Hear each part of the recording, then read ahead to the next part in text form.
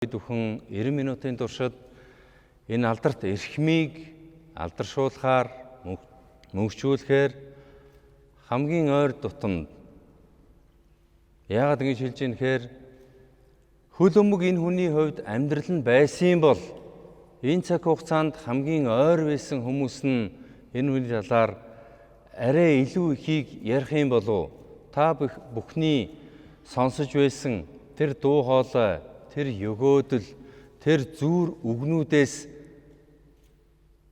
дахиад даваад та бүхний сонсхийг хүссэн, майжуулахыг хүссэн газар нь майж хүмүүс нь эдгээр хүмүүс юм болов уу гэд өнөөдрийн нэвтрүүлгийг бид бүхэн хийж байгаа юм аа. Өнөөдрийн нэвтрүүлгийг би Тунгалаг Тамир романы Лодой Дамбугайн тэр хүн энэ романыг яагаад түүхэн он жилд амьдртал нь Монгол хүнд ойлгохтол нь зохиосон юм бэ? Магадгүй Лодой Дамбугайн 2 дугаар дүр нь Эрдэнэтийн Балжин нэм гэж энэ эрхэм байсан юм уу гэж би хувьдаа ам бардам хэлмээр байдیں۔ Хөл өмг гэдэг бол 21-р зуунд магадгүй ихэнх Монгол хүний хувьд таниагүй, уншаагүй, судлаагүй шин соргог зүйл байсан бах. Гэхдээ хөл өмг гэдэг энэ агуу зүйлийг Монгол ахуйтай хоршуулж, ойлгуулж, хөл өмг сонирхдоггүй ч гэсэн энийг ухаартал нь, оюун ухаанд нь шингэтэл нь, цус маханд нь хатагтал нь ойлгуулж исэн тэр үг хэллэгийг, тэр тайлбарыг, тэр яриаг хийж исэн хүний нэвтрүүлэг гэдэг утгаар нь энэ нэвтрүүлэг дахин давтагдшгүй онц содон, тод содон үзэсгэлэнтэй нэвтрүүлэг гэдэгт би хувьдаа эргэлзэхгүй байна. Яг ингээд энэ нэвтрүүлэгт миний эргэн тойронд сууж байгаа хүмүүс бол хөл өмг бол энэ эрхэм хүний хувьд амьдралынх нь нэгэхэн хэсэг гэж үзэх юм бол тэр гал тогоонд нь хамгийн ойр тойр байсан, бүхнийг нь мэдэх, ярилцаж байсан. Нас хугацааны хувьд магадгүй өөрөөс нь он чацуу бус настай хүмүүс байсан байж магадгүй. Гэхдээ тэр хүн энэ хүмүүсийг анд найзаа, эрхэм хүмүүсээ нэр усаар нь дууддаг байсан ийм эрхэм хүн байсан юм аа. Энэ эрхэм хүмүүс өнөөдөр энэ хүнийг ямар учраас Эрдэнэтийн Балжин нэм гэдэг хүн Ар Монголын алдарт тайлбарлагч мөн дэлхийд даяараа алдартай Оросын холбооны улсын Спартак Москва гэдэг клубын амжилтлан хүндэтгэл үзүүлэх ёстой хүн байсан бэ гэдгийг хамгийн ойроос тайлбарлах хүмүүсээ гэж итгэж, найдаж, гүнээ хүндэтгэн энэ хүмүүсийг өрсөн юм аа. Энэ 90 минут та бүхнийг уйдахгүй гэж найдаж байна. Эрдэнэтийн Балжин нэм хэмээх Ар Монголын алдарт тайлбарлагч, эрхэм хүмүүн, анд найз минь, ах минь, ажил төрлийн хамтрагч минь энэ хүний талаар дахин дуурсах, үеийн үед дуурсах энэ бүхнийг бид бүхэн ярих бахаа гэж энэ нэвтрүүлгийг та бүхэндээ хүргэж байна. Энэ сууж байгаа хамтран ажилласан хамгийн ойр дотно байсан хүмүүсээс гадна энд фэн клубын төлөөлөл, ар гэрийн төлөөлөл энэ хүнтэй хамгийн ойр байсан эрхэм хүмүүс энд цугласан байна. Энэ 90 минутын туршид Ар Монголын алдарт тайлбарлагчийн талаар бид бүхэн чин сэтгэлээсээ чухам үннийг яагаад энэ хүн бүхийн тайлбарт тод сонин үзэсгэлэнтэй гэж дахин давтагдчихгүй үг байдаг. Энэ үг лугай адил ямар учраас ингэж хэлдэг вэ гэдгийг энэ хүмүүс тайлбарлах бахаа гэдэгт би гүнээ итгэж байгаамаа.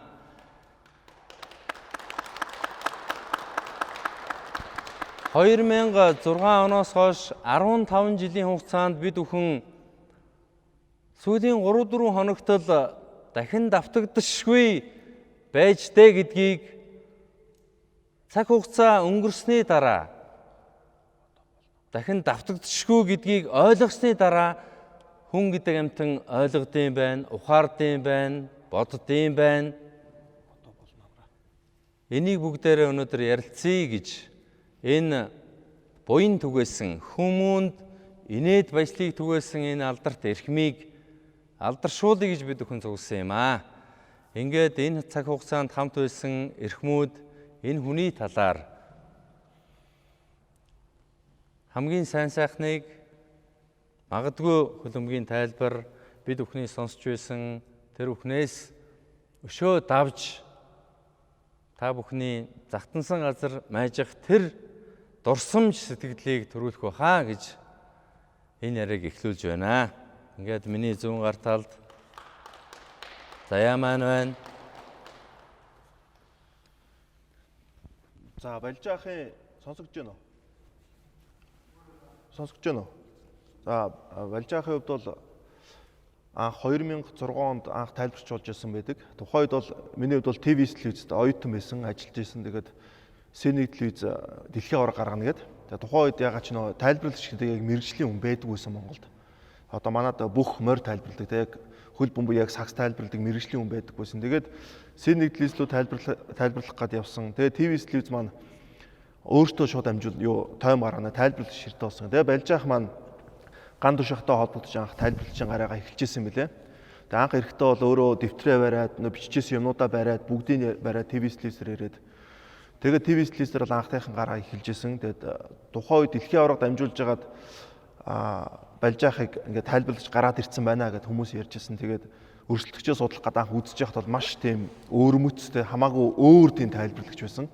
Би бүр анх бодсон ингэж тайлбарлаж болдсон байх таа гэд айгүй хэцүү одоо тийм одоо би одоо ингэж ярьж чадахгүй энэ ямар гоё ярьдсан гэж бодчихсон. Тэгээд Балж ахын хувьд бол ТV-с гараагаа эхлээд 4 жил одоо ажиллаж исэн. Ингэж бол яг анх ахын маань одоо ямарчсан тайлбарлаж исэн түүх эхэлж исэн юм аа. За 1 2 та бүхэнд энэ үчи мэндийг хүргэе. Тэгээ би Балж ахтайгаа ТV телевизэд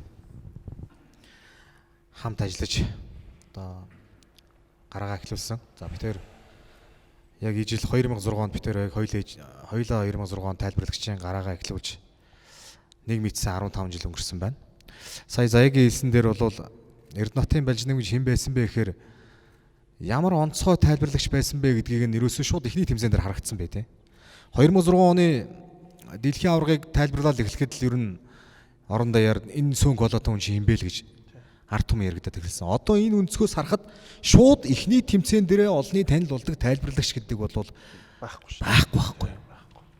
Энэ бол тэр хүн ямар онцгой бусдыг татах одоо харизм татах чадвартай тим комментатор тайлбарлагч байсан бэ гэдгийг 2006 оны дэлхийн аварга шууд эхлээл харагдаж эхэлсэн байдаг.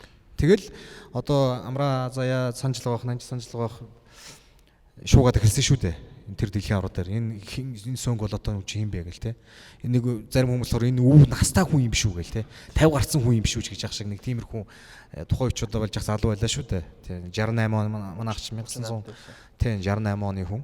Тэгээд багш хүн те. Одоо манай Балж ах бол багш хүн учраас илтгэх чадвар, ярих чадвар бол байглаас нь заяасан ийм авьяастай хүн байсан. Балж нэмэгдэг хүн болвол. Тэгэл эхний тэмцээнээрээ шууд олонний танил болоод тэгээ би 2008 оны намар ТV телевизэд орсон. Тэгэхэд 2008 оны намар ТV телевизэд ороход Балж нэмэгдэг аль хэдийн олонний танил болсон хүн байлаа. Тэгэд хүмүүс бас мэдэхгүй байж болох юм. Балж ах бол унган Орос хэлний багш учраас Орос өөрөө спортын том гүрэн учраас Оросын спортын сайтууд их хурдтай байдаг. Тэгэд намайг 2008 онд би сургуулаа төгсөөд орж ирэхэд Балж ах хөлбөмбөгийн тайлбараас гадна спортын мэдээдэг байсан. Өдөртмийн спортын мэдээг шууд нөгөө спортс руу, Евроспорт, Чемпионс руу гэдэг Оросын сайтуудаас орчуулад одоо юу гэдэг мэдээний сэтгүүлч нар чинь шивдэг шүү дээ. Манай Балж ах бол шивдэггүй шууд гараар бичдэг. Багш хүн учраас би бол их муухай чигтэй юм баггүй. Мань митиг бодвол их тийм гоё цэвэрхэн бичдэг хүн байсан. Тэгээд над хэлдэг байсан 2008 онд орсон чинь шижрээ юу штэ ахын дөө. Би жоохон удаан шивдэг keyboard дээр. Тэнгүүд гүй яах гэдэг ши над шиг зүгээр гараараа бичээд уншчихъя гэдэг. Тэр чинь хамаагүй хурдан штэ цаг хугацаа юм гээд. Яг тэр үнэн байгаа хөө. Би одоо ч ер нь яг тэрийг баримталдаг ер нь. Юу тэгж шивэдэх шаардлагагүйгээр шууд бичээд спортын мэдээг уншчих нэг тийм илүү цаг хугацаад авчилсан амар байдаг. Энийг над одоо болж яах чиглүүлж өгч байсан. Тэгээ 8 онд ороод хэлж исэн бол эхний эдэн сар ажиллачаад за шижир ахын дөө юу аа шүү. Ахан тайлбараараа дагнья. Ахан спортын мэдээнээс зодог тайлж байна. Миний дүү цаашаа спортын мэдээгээ тайлбарыг хажуугаар авч яваа гэд. Ингэж хэлээд тухайн үед одоо хүмүүс мэдэх бах энэ Аятахан ТV-с бол тухайн үед бол баг спортын телевиз шахуу болчихсон байсан. Ийм телевиз байсан. Аятахан баг бүрдчихсэн. Өдөр болгоны 3-аас 5 цагийн хооронд нөгөө спортын цагтай. Тэрэн дээр нөгөө олон төрлийн спортуудыг ТV-с гаргадаг. Тэгээд одоо инх бат захирал одоо байгаа да. Инх бат захирал бол одоо Балжаагч өөрөө инх бат захирлыг бол их дурсдаг байсан те. Инх бат захирал өөрөө их спортод дуртай учраас бид бүгдийг бас их чиглүүлж. Тухайн үед бол ТV-с бол спортод маш их цагийг гаргадаг байсан. Ерөөсөө л спортын телевиз шахуу болчихсон. Аятахан баг бүрдсэн юм байсан. Тэгээд одоо Базаягийн амьдаа манай найруулагч Батхуугийн Батсяа гэх те. Одоо Базая маань энэ лайвыг үзэж магадгүй Батхуугийн Батсяа гэдэг хүн бол Балжинэм гэдэг хүнтэй хамгийн анх телевизийн салбарт тулж ажиллаж исэн найруулагч нь. Яг тулж ажиллаж исэн. Энэ хоёр хүн за тэгээ манай нөгөө найруулагч Баатар Саахан энэ хоёр үнтэй одоо хамгийн анх болж байгаа бид нэр бол яг тулж ажиллаж байсан. Тэгээд нөгөө түрүүн би хэлсэн өдөр болгоны 3-аас 5 цагийн хооронд спортын цагтай байх хооронд бас аврагуудын лигийн хэсгийн тоглолтуудаас ахуулаад финал хүртэл тэгэл урд шөнө нь бичээд тухайн чинь тийм байл шүү дээ. Урд шөнө ажил дээр хонж бичээд маргааш өдөр нь 3-аас 5 цагийн хооронд тоглолтоо гаргадаг байсан. Тийм. Ах бол шөнө болсон тоглолтыг бас үр дүнгийн харахгүйгээр шүн болсон тоглолтоо өөрөө харахгүйгээр шууд өдрийн 3-аас 5-ын хооронд бас маш олон удаагийн тийм тоглолтын дээр орж байсан юм хүн. Тэгж л одоо 2006 оноос хойш ах маань одоо тайлбарлагчийн гараагаа эхлүүлж байлаа. За тэгээд ахтайгаа одоо олон шууд дээр ажилласан да. Тэгээд 2012 оны Европын авраг Украин Польшд болоод Украин Польшд болоход яг телевиз албан ёсны Монгол орн дээр гарах эрхийг нь Европын аврагыг гарах эрхийг авч байлаа. Балжаах маань үндсэн тайлбарлагчаар одоо энэ хажуу сууж байгаа манай найз маань тухайн үед 10 онд тайлбарлагчийн гараагаа эхлүүлээд 12 онд тий ахтаа цуг би илж хэлсэн нанжта чи Балжаахтаа цуг ороо тоо хоёр чаднаа тоо хоёр тун Аятахан гар нийлнэ тий тухайн үед бас нанжт маань эргэлзэж хэлсэн баг нилээн бас тий шахаж тэгэл ер нь энэ хоёрын хоршил Балжинэм нанжт гэдэг хоёрын бас хоршил тэгж эхэлсэн түүхтэй. Тэгэл 12 он тэгэл Confederation Cup дараа нь за 14 оны дэлхийн аваргыг одоо миний ажиллаж байгаа ETV телевиз бас тэр том контентийг аваад заяа маань тайлбарлагчаар ирэл бид нар бас л бүтэн сар нэг баг болж ажиллаад одоо тухайд Монголын ард түмэн Балжинэм Батсяа гэдэг хоёр хүнийг тухайн нэг тоглолтыг те шууд хамтдаа орж одоо тайлбарлаачаа гээл одоо ингээл шахдаг шаарддаг гэл ийм байла. За тэгээд би миний хувьд сүүлийн хэдэн жил SBS телевиз дээр жудогийн дэлхийн аврах шууд тэмцээнүүдийг жил болгон тогтмол одоо тайлбарлаж бас ирлээ. Тэр болгон дээр л одоо ахтайгаа уулздаг, учирдаг. Тэмцээн эхлэхээс өмнө тэмцээний завсарлагаан, тэмцээний төгсгөл гээл шүн ахтаа бас тоглолт тайлбарлах гал ирнэ. Тэр болгон дээр бид тэр одоо уулздаг, ярилцдаг, одоо бүхэл юм амьдрал хавгаа ярилцдаг. Ийм л байсан. Ярил одоо маш олон дурсамж байна да. Тэгэхээр хугацаа байгаа учраас дараагийнхаа юмнуудыг бас тэгээд сэдвийн хуврын дээр явчих. За нэг. Манчта анх Балжаахтай яг танилцсан эсвэл яг тэр хүн одоо юугаараа тод сонирн байсан ийм дурсамж байдгүй. За намайг бага байхад одоо төр нийгмийн нэр зүтгэлтэн Санжаа сүрэнгийн зурагга бусдын гар тамаас алдаад тэр үед одоо Монголын нийгэм бол их шөөгжсэн. За тэгтээ тухайн үед бол мэдээ сошиал гэж байгаагүй.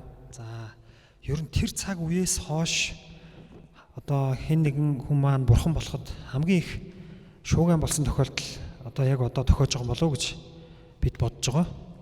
Одоо сая ингээ сошиал ертөнцийг харахад одоо мэдэгдэж штэ. Ороод эргүүлэхэд ороод олон хүний стори бараг л нэг 10 хүний 7-8 те одоо эмгэнж гашуудсан тийм стори байж байгаа. За энэ бол одоо энэ хүнийг бол яг харахгүй ард түмний хүү ээжээ гэдгийг бол хэлж байгаа. За манай ахын маань хамгийн том онцлог түрүүн сая Заяа Шижрээ хоёр маань хэллээ. Дөнгөж эхэлж тайлбарлаад ерөөсөө олонний анхаарлыг татаал, сонирхлыг татаал. Энэ юу вэ гэхээр энэ хүнд бол маш их тийм онцлог чанар байгаа. Энэ юу вэ гэхээр за саяхан бас нэг хүн битсэн байсан. Одоо Балжинам гэж хүн надаа яагаад таалагддаг вэ гэхээр өөрийнхөө алдааг нуудаггүй ирэх хүн байсан гэж. Одоо хүн бүхэн нэг бусдаа нэг сайхан болж харагдах гал те нэг алдаа дутагдлаа нуугаал хаацаалал тэгдэг штэ. Гэтэл манай ах бол ерөөсөө югаач нуудаггүй тэрийг ил гаргадаг байсан. Тэр нь их олон хүн таалагддаг байсан юм байна. Одоо манай ах л гэж яриад энэ хоёр тим ойр байсан. За би тэр чинь ойр байсан байсан. За тэр нь юугаар илэрхүү?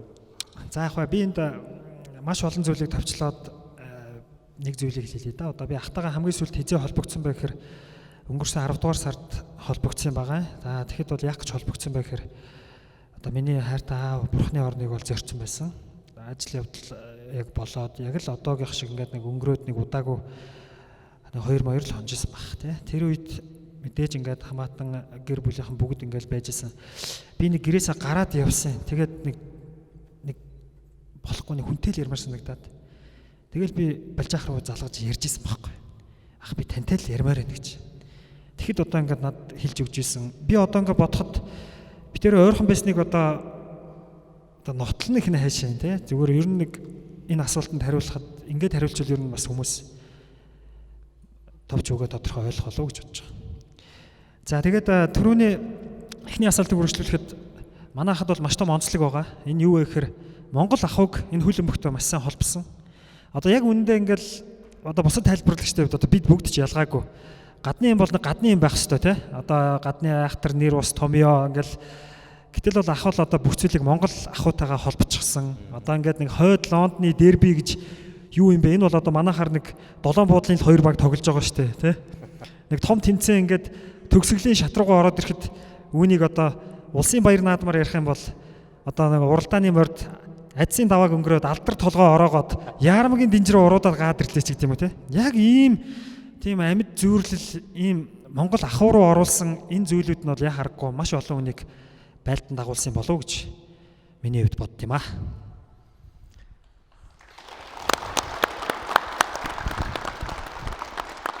За манай Цэнгэл Монголын хөл өмгтэй ялангуяа Балжаахтай их ойр байсан баха. Монголын хөл өмгийн талаар та хоёр одоо аминчлан микроны ард, хөшгөний ард юу хөөрөмж байсан бэ? За бүгдээрэнд нь орой минь төргий.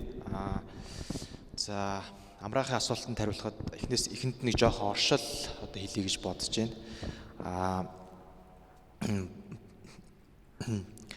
Балжаахын хувьд хөл өмг тайлбарлаж эхлээд маш олон хүний одоо шүмжил дүртдэг байсан. Хэдий тийм боловч өөрийгөө маш хурдан сайн шинжилдэг байсан, маш сайн судалдаг байсан тий. Тэрний нэг илэрлэл нь одоо Монголын хөл өмгийн тоглолтуудыг тайлбарлах дээр бол харагддаг байсан гэж хэлж болно. За тэгээд Монголын хөл өмгтэй холбогдлолтой, клубүүдтэй холбогдлолтой, тоглогчтой холбогдлолтой, бусад багуудын түүхтэй холбогдлолтой бас бид хоёр баггуул хоорондоо ярьдаг байсан л да. Тэгээд баг болгоноос дор хаяж 5 тоглогчийг онцолж надаас асуудаг байсан. Энэ тоглогч юугаар онцлогтой вэ? Тэ хаана тоглож исэн гэд тэ. Жишээлбэл одоо манай одоо Мазалог клубын тоглогчдоос одоо энэ зайсангийн хид гээд байгаа энэ яг хин юм бэ тэ.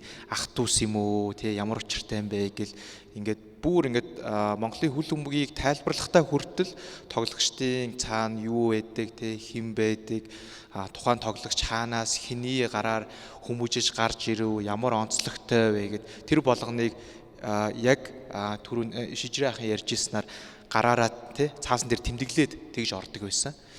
Тэгээд энэ бүгдээс харах юм бол зөвхөн яг Монголын хөл өмгийн одоо тоглогчид гэлтгүү орж байгаа тоглолт болгондоо өөрийгөө сайн бэлдэж ордог байсан.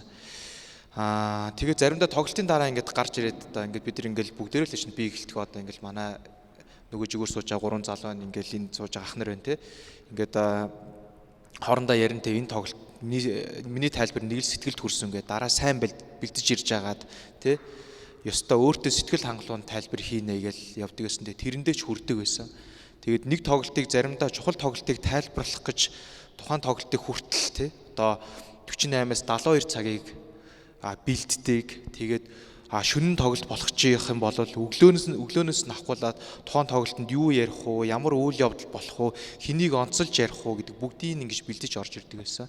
Тэгээд тэр болгоно нь одоо ингээд хүлэмбэг сонирхдаг гэлтгүү тий зүгээр спортын хорхоотон тий спорт сонирхдаггүй ч байсан зүгээр тухайн тоглолтыг ингээд гэр бүлийн тавд ингээд хажууд нь суугаад тий сонирхгүй ч гэсэн ингээд дагуулад харж исэн бүх хүмүүсийн одоо сэтгэлд одоо тод үлдсэн л байна л та тий. Тэгээд сая хэд хэдэн гişлээс нь сая Нанжид маань хэллээ. Тэгээд хамгийн сүүлийн зүгээр надад тод үлдсэн гişлэх юм бол 2018 оны дэлхийн аваргын Испани Португалийн тоглолтын төгсгөл байсан. Тэрэн дээр юу гэсэн бэхээр Роналдо тэр тоглолтод хэтрик хийдэг. Тэгсэн чинь хэтрик хийснээр дараа тий хуучин хөргөн хөө хуучин хадман дайраад агсан тавьж ийн гэдэг тий. Энэ бол мэдхгүй одоо зөвхөн яг балжаа хахаас л гарах үг тий. Өөр одоо хинээс ч одоо гарахгүй. Энэ мэтчлэн маш олон тийм гайхалтай одоо адилтгалууд байна. Гайхалтай ишлэлүүд одоо биднэрт одоо ингэ үлдээсэн бол байж байна. Тэгээд яг цааш нь дахиад өргөжлүүлээд ингээд хэлэхэд тий Балжаах маань бол маш одоо сод авьяастай хүн байсан гэж одоо хэлэхэд одоо хүн бүхэн бол тий одоо санал нийлэхгүй хүн бол гарахгүй баха.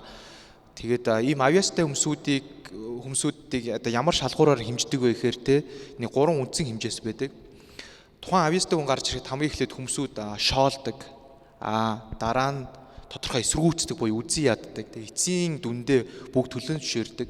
Тэгээд яг энэ замаар сүүлийн 2006 оноос хойш 15 жилийн хугацаанд явсан болов гэж бодож байна. Одоо бол яг мэдээж хүмжилдэг тий хүмүүс бол байна. Гэхдээ яг хөлбөмбөгийн ертөнцид, спортын тайлбарын ертөнцид тий одоо Монголын телевизийн одоо салбарт болвол тий хүлээн зөвшөөрөгдсөн хүн хэн болгоны хүлээн зөвшөөрөгдсөн болсон. Тэгэхээр яг энэ хэмжүүрээр харах юм бол маш ховор төрөх авьяастан байсан юм аа гэж бодож байна. За баярлалаа. Тайлбараас гадна их тийм бодлогын авьяастай, ур ухаантай айхтар хүн байсан л да. 2018 оны дэлхийн аваргаар ерөнхий найруулга өгшөөр бэлгүүнийг ажиллаж байхад тайлбараас гадна за бид хүмүүс тайлбарыг мэднэ юу ярьж ийсэн. Ажил хэргийн хувьд ерөнхий найруулагчтай одоо яг юу ярьж ийсэн. Ер нь бол нэг хүний тийм нэг бодоогүй нэг тийм жижигхэн юмыг гаргаж ирээд бас нэг хүмүүс нэг сонирн болгоод сенсац болгочтой хүн шүү дээ тий. Тэгээд талигаач толгой би яг анх 2015 оноос зүг хамтарч ажиллаж эхэлж байсан. Тэгээд бид хоёрын хамгийн анхны ажил бол Монголын шгшөө зүүн Тиморын шгшөө хөгжлийн тоглолт байсан. Энэ 2018 оны дэлхийн аварга тэмцээний урьдчилсан шатны хамгийн эхний тоглолт. Манай хүн үүгээр одоо тайлбарснаар өөр их баяртай байдаг байсан. Тэгээд 18 оны дэлхийн аварга эхлэх гэж хахад бэлгүү холбоон дээр бүгдөө нэг зураг авахулжсэн. Тэр зураг байгаа юу гээл гинт надаас асуугаад эхэллээ. За тэр чи одоо хин дээр байла яалаа хаа тэргээр одоо та яах гэдэг юм гэсэн. Гээ чи энэ шуудрахаас юм тэрийг бэлдээчих гэх намайг. Нөгөө эдэ ажилтны бүх фэйсбүүкийн ухаа тэр зураг хааваа ингээд бүгдийг ухаж байгаа тэгээ гаргаад ирсэн.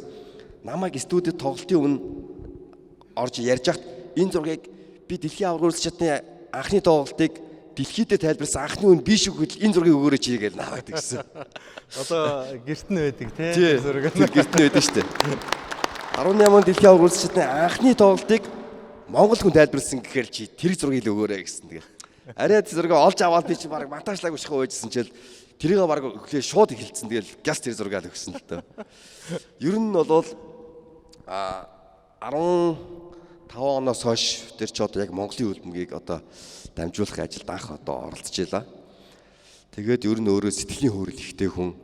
Тэгээ би бол телевизэд ажиллаж байгаа хүн бол хамгийн чухал ялангуяа хөдөлж байгаа, тайлбарлаж байгаа хүн бол импресцаастай байх хэрэгтэй гэж боддог. Тэ? Энийг бол импресцаасыг бол тулцсан хүн бол маа талигаач байсан. Тоглолт унаад ч юм уу тэ нэг жоох уйдахтай болоод ингээд ирэхлээр яавал одоо ингээд энэ хүн өөрөө ингээд унаад ирэх юм бол энэ хүний онгод нь яаж орж яаж арены баялагны гараад ирж яаж сэрэх үү гэд мэддэг болцсон байсан л да. Зуны Монголын хөлбөмбөгчин өдөрт 3 тоглолтоо тайлбарлантэй. Бас хэцүү ажиж штэ. Тэгэл тэр чинь халуун наранд ингээл ноцоороо сүүлийн 3 дахь тоглолт чинь бас жоохон онцгой тоглолт байх юм бол манай он таг дугуй болж молоо л тий. Тэгэхээр л боддог байхгүй. Зэрэгэл рүү нэг камера эргүүлж байгаа л. За нэг хитэн таньдаг хүмүүс юм байх юм бол тэрийг аваад очиж барай байж гэх бол. Тайлбарж ингээд тоглож байгаа $2 гот тэр таньдаг хүмүүсийн өчгөөрс манай сэргээл явчих зүгээр шүү дээ. Манай тэрний багш, тэрний аав, тэрний ээж нь энэ байна энэ. Энэ хүн чинь аах ин чинь ингээд сэлэнгээс ингээд аа чинь. Онгодод нь ороод яриад онгодын хөөргөж байгаа буцаал тоглолт руу орчих юм бол тоглолт буцаас сэргээл явчихдаг байсан ерөөсөө. Тим их мундаг импрессацтай хүн байсан л та.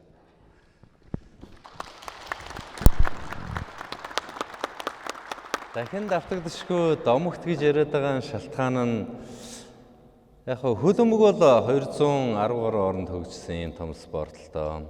Орон болгонд л тайлбарлагч байдаг. Гэхдээ өнөөдрийн юм эрхэм хүн лугаа адил тухайн оронд Вьетнамд ч юм уу, Өмнөд Африкт ч юм уу хөлбөмбөгийн бурхан тэнгэр гэдэг энэ үгийг хаанч гаргаагүй бах уу? Хуучин төвд хөлбөмбөгийн эх оронд ч магадгүй зөрхилж гаргаагүй бах.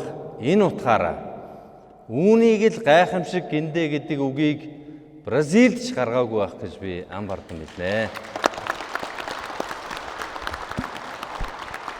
Энэ л энэ хүнийг дахин давтагдшгүй гайхамшигтай гэдэг тодотгол дагуулах хаа гэж бодож байна. За энд манай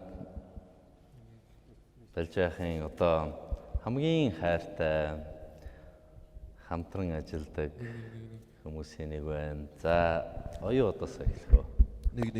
Нэг. За ахын маань энэхүү нэвтрүүлэг ийм уур амьсгалтай болж байгаад баяртай байна. Ах маань хэрвээ өөрөө бас харж ивэл яг ийм өөрийг нэргэнд дурсаад гэгээлэг яриа өрнүүлсэн ийм байхыг хүсэх байсан гэдэгт би бүр маш их итгэлтэй байна. Тэгэхээр та бүгдтэй маш их баярлалаа.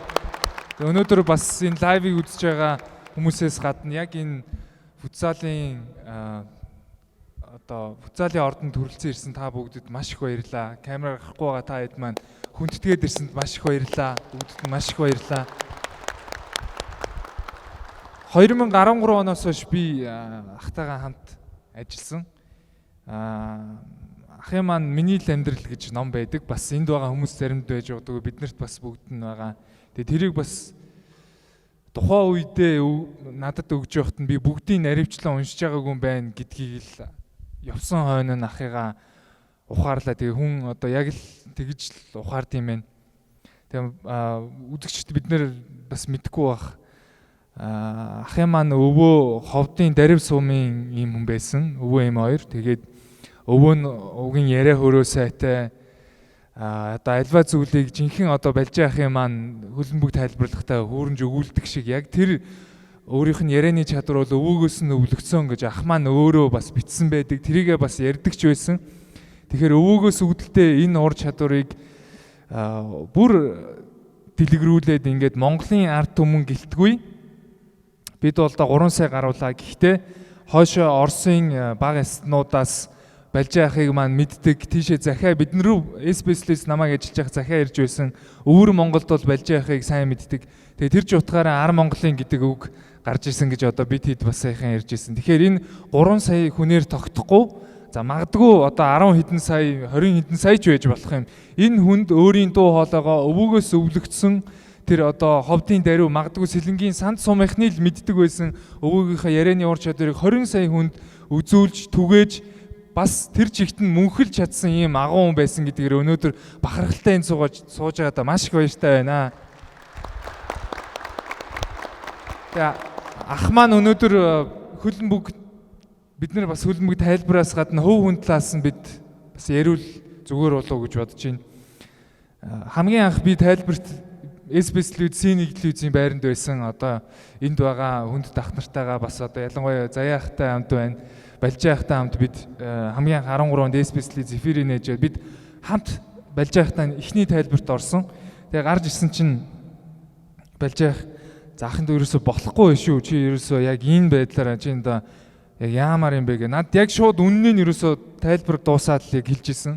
Яг тэрэн шигэ энэ 8 жил надтай хамт одоо миний ах шиг аав шиг байхын хугацаанд яг болж байгаа зүйлийг нь үннээр нь болохгүй байгаа зүйлийг нь шууд хэлдэг байсан. Тэгэхээр энэ бол яг зөвхөн энэ тайлбарлагч гэдэг үүднээс биш хөв хүн талаас ч гэсэн тэр дандаа ингэж бүхэл одоо ганцхан тайлбарлагчийн ажил мэргэжил гэдэг үүднээс биш хөв хүн талаас нь дандаа анхаарал халамжийг энд байгаа за мөн өргөндөө хоринд байгаа бүх хүмүүст анхаарал халамж тавьдаг. Бүх хүнд яг тийм аав шиг үгүйхнэ ах шиг тэгж ханддаг байсан. Тийм одоо ийм ааврандаа оруулцдаг. Тэр аавранаас нь хизээж гарахгүй нэг л аав шиг санагдсан бол яг тэр аав шиг санагдсан сэтгэлээрээ одоо хүртэл яг одоо би аавыгаа алдсан юм шиг ийм мэдрэмжийг над төрүүлээ сууж 8 жилийн хугацаанд байсан ирнэ. Тэр яг энэ олон хүнд олон хөлбөмбөг тайлбараараа олон хүүхдүүдтэй болсон нөгөө тэгүүрээ эргэн тойрны хүмүүс олон одоо дүүнертэй бас олон хүүхдүүдтэй болсон ийм хүн байсан. Тэгээд өөрөө би бас гол онцлж хэлэх гээд байгаа зүйл нь бас магадгүй цаашдаа ганцхан телевизийн гэлтгүү бусад яг энд байгаа үзэж байгаа хүмүүс залуучуудад ялангуяа өөрийнхөө алдаа дутагдлыг маш сайн хүлээн зөвшөөрч чаддаг хүн байсан болж байгаа. Би энэ дээр буруу ярьчлаа гэдгээ би тэр амьдралынхаа тэр цаг үед буруу зүйл хийсэн гэдгээ биднэрт үргэлж зааж сургаж тэрийг нуух биш харин ч яг ахны юм алдаа гаргасан та нар битгий ингээрээ би тайлбар дээр ингэсэн та нар битгий ингээрээ гэдэг үргэлж эргэн тойрныхоо сайн байхын тухайд дандаа зааж зөвлөдөг хүн байсан. Тэгэд энэ бол бас тийм олон хүнд байдаггүй ийм одоо хайрлах сэтгэл гэж би бодож байна. Одоо бодоход хайрлаж байгаа учраас өөрийнхөө алдааг бусдад үргэлж нээлттэй байдаг байсан. Тэгэхээр тэр бүхний ачаар бид өнөөдөр энд суугаа магадгүй тайлбар сонсож байгаа та бүхэн ч гэсэн тэр хүний алдаанаас суралцаж бид магадгүй гарах байсан алдаагаа залруулж тэрийг гаргахгүй байх ийм өнгөрдөг байсан зүйл байгаа. Тэгэхээр ах маань өөрийнхөө алдааг маш сайн хүлээн зөвшөөрч чаддаг, бусдыг хайрладаг, инэрдэг ийм хөө хүн байсан гэдгийг нь бас мэдээсэй гэж хүсэж байна. Ганцхан тайлбараар нь биш, хөө хүнийг та бүхэн бас сайн ойлгож аваасаа. Тэгээ энэ үүднээсээ бас бид хэдүүлээ бас хамтдаа ярилцсан гэж би бас хүсэж байна. Тэгээд эргээд микрофон ирэх байх гэж бодоод одоо төр тавьж гин гэж бодож байна. Тэгээ ах маань яг энийг сонсож байгаа бол та бүхнийг энд сууж байгаа, энд таныг үзэж байгааг харж байгаа бол үнэхээр инээмсэглээд яг хөлбөмбөгийнхөө бурхан тэнгэртээ хөхрөлдөөд, хөөрөлдөөд инээгээд байж байгаа гэдэгт би үнэхээр гүнээ итгэж байна. Баярлалаа тэгэхээр. Өчигдөр бид нар ажил явдал дээр нь очиод яхад талигч маань ээж таныг л одоо хажуудаа бүр зориуд суулгаж исэн. Яаж байгаа юм бэ гэхээр энэ хүүтэл их тийм ойр дотн энэ хүүтэл хамт хамгийн сүүлд ярьсан, зөвлөсөн, инээлтсэн тэр л надад хамгийн дотн үлдчихтэй гэд талигч маань ээж хэлж ийсэн. За бүгдд нь орой мэнд хүргэе. Амраахын асуусан эхлээд би 2016 оны 10 сараас эхлээд SBS телевизэд ороод болж байхдаа хамт ажиллаж эхэлсэн. Тэгээд хамгийн анхны тайлбарт хамт орохдоо маш их сандарч исэн. Гэхдээ бусад бүх тайлбарлагчнаас хамт ороход хамгийн гоё мэдрэмжийг болж байхдаа хамт тайлбар хийхэд авч исэн. Тэр ямар ч тоглолтын тайлбарт орсон, болж байхдаа хамт орсон. Ерөөсөө сонирхолтой тоглолт байсан ч гэсэн сонирхолтой байж чаддаг. Тэгээд бид хоёр ойрхон амьдардаг байсан л да. Болж байх өмнө нь Golden Park хотгонд амьдардаг байсан. Би хажууд нь амьдардаг байсан. Тэгээд орой нөгөө тайлбарт харчаад дандаа хамт явдаг. Тэгээд нэг удаа хамт явжсэн чинь болж байх юм машин асгаа хийсэн. За яг замын голд их тайвны гүүрэн дор. Тэгээд бид хоёр за одоо гэр өртлөө түрдэг л бах та гэд хоёлаа түрэх гээд чи нэлээд урт зам байгаас шүн тэгээд хүн байхгүй явж исэн чинь нэг хүн болж байхыг таниад бууж ирээд машин тэр хүнд нь тийм баг чирэгслэж тараад машин насаагаад өгсөн. Тэгээд би гайхаад энэ хүн үнэхээр л зүгээр нэг олонний хүмүүсийн таньдаг хүн биш байсан юм байна тийм. Үнэхээр хүмүүсийн чухал хүн байсан юм гэдэг тухайн үед спест ороод удааг байхтаас мэдж авч ирсэн. Тэр өөрөө их нөгөө талигч ээж нэг хөөрдөд байсан шүү дээ. Энэ хүүгэл миний хүү ингээд байсан гэд юу гэж хэлээд байсан. Болж ах угаасаа нөгөө биднэрт бүгдд нь аз жаргал түүэж идэг те. Дандаа хошигнж бидрийг инээлгэж идэг. Тэгээ би дандаа хажууд нь энийгээс сууж идэг байсан л та. Тэгээд магадгүй тэгсэн. Тэгээд бит хоёр нөгөө заримдаа Арсеналын тайлбарт орохоор ихтэй махч хожигт чинь.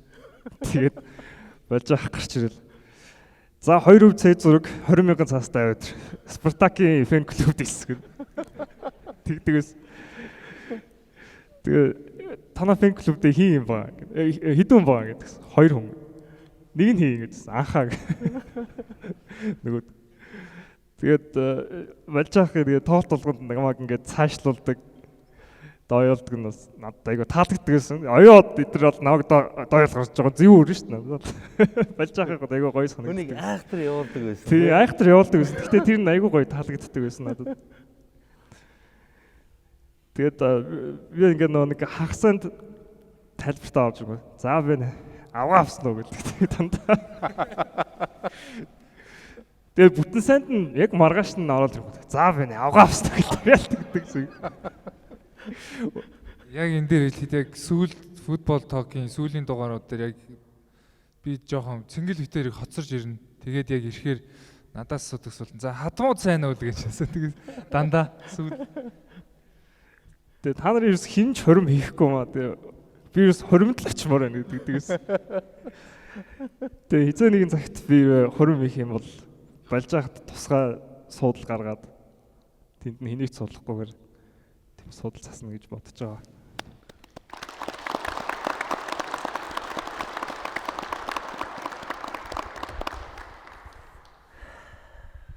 За энэ хүний хамгийн тод сонин дахин давтагдчихгүй зүйл нь юу байсан юм болоо? Манай бэлгүүдээ эфир дээр, тайзан дээр энэ хүнийг тоглолт болгоод хөтлөн оруулж тоглолтын талаар хөтлөгч тайлбарч хоёрын хооронд нэг яриа байдаг шүү дээ. Энэ тоглолтын дээр эхлэхээс өмнө чи тэрийг ярьчаарай.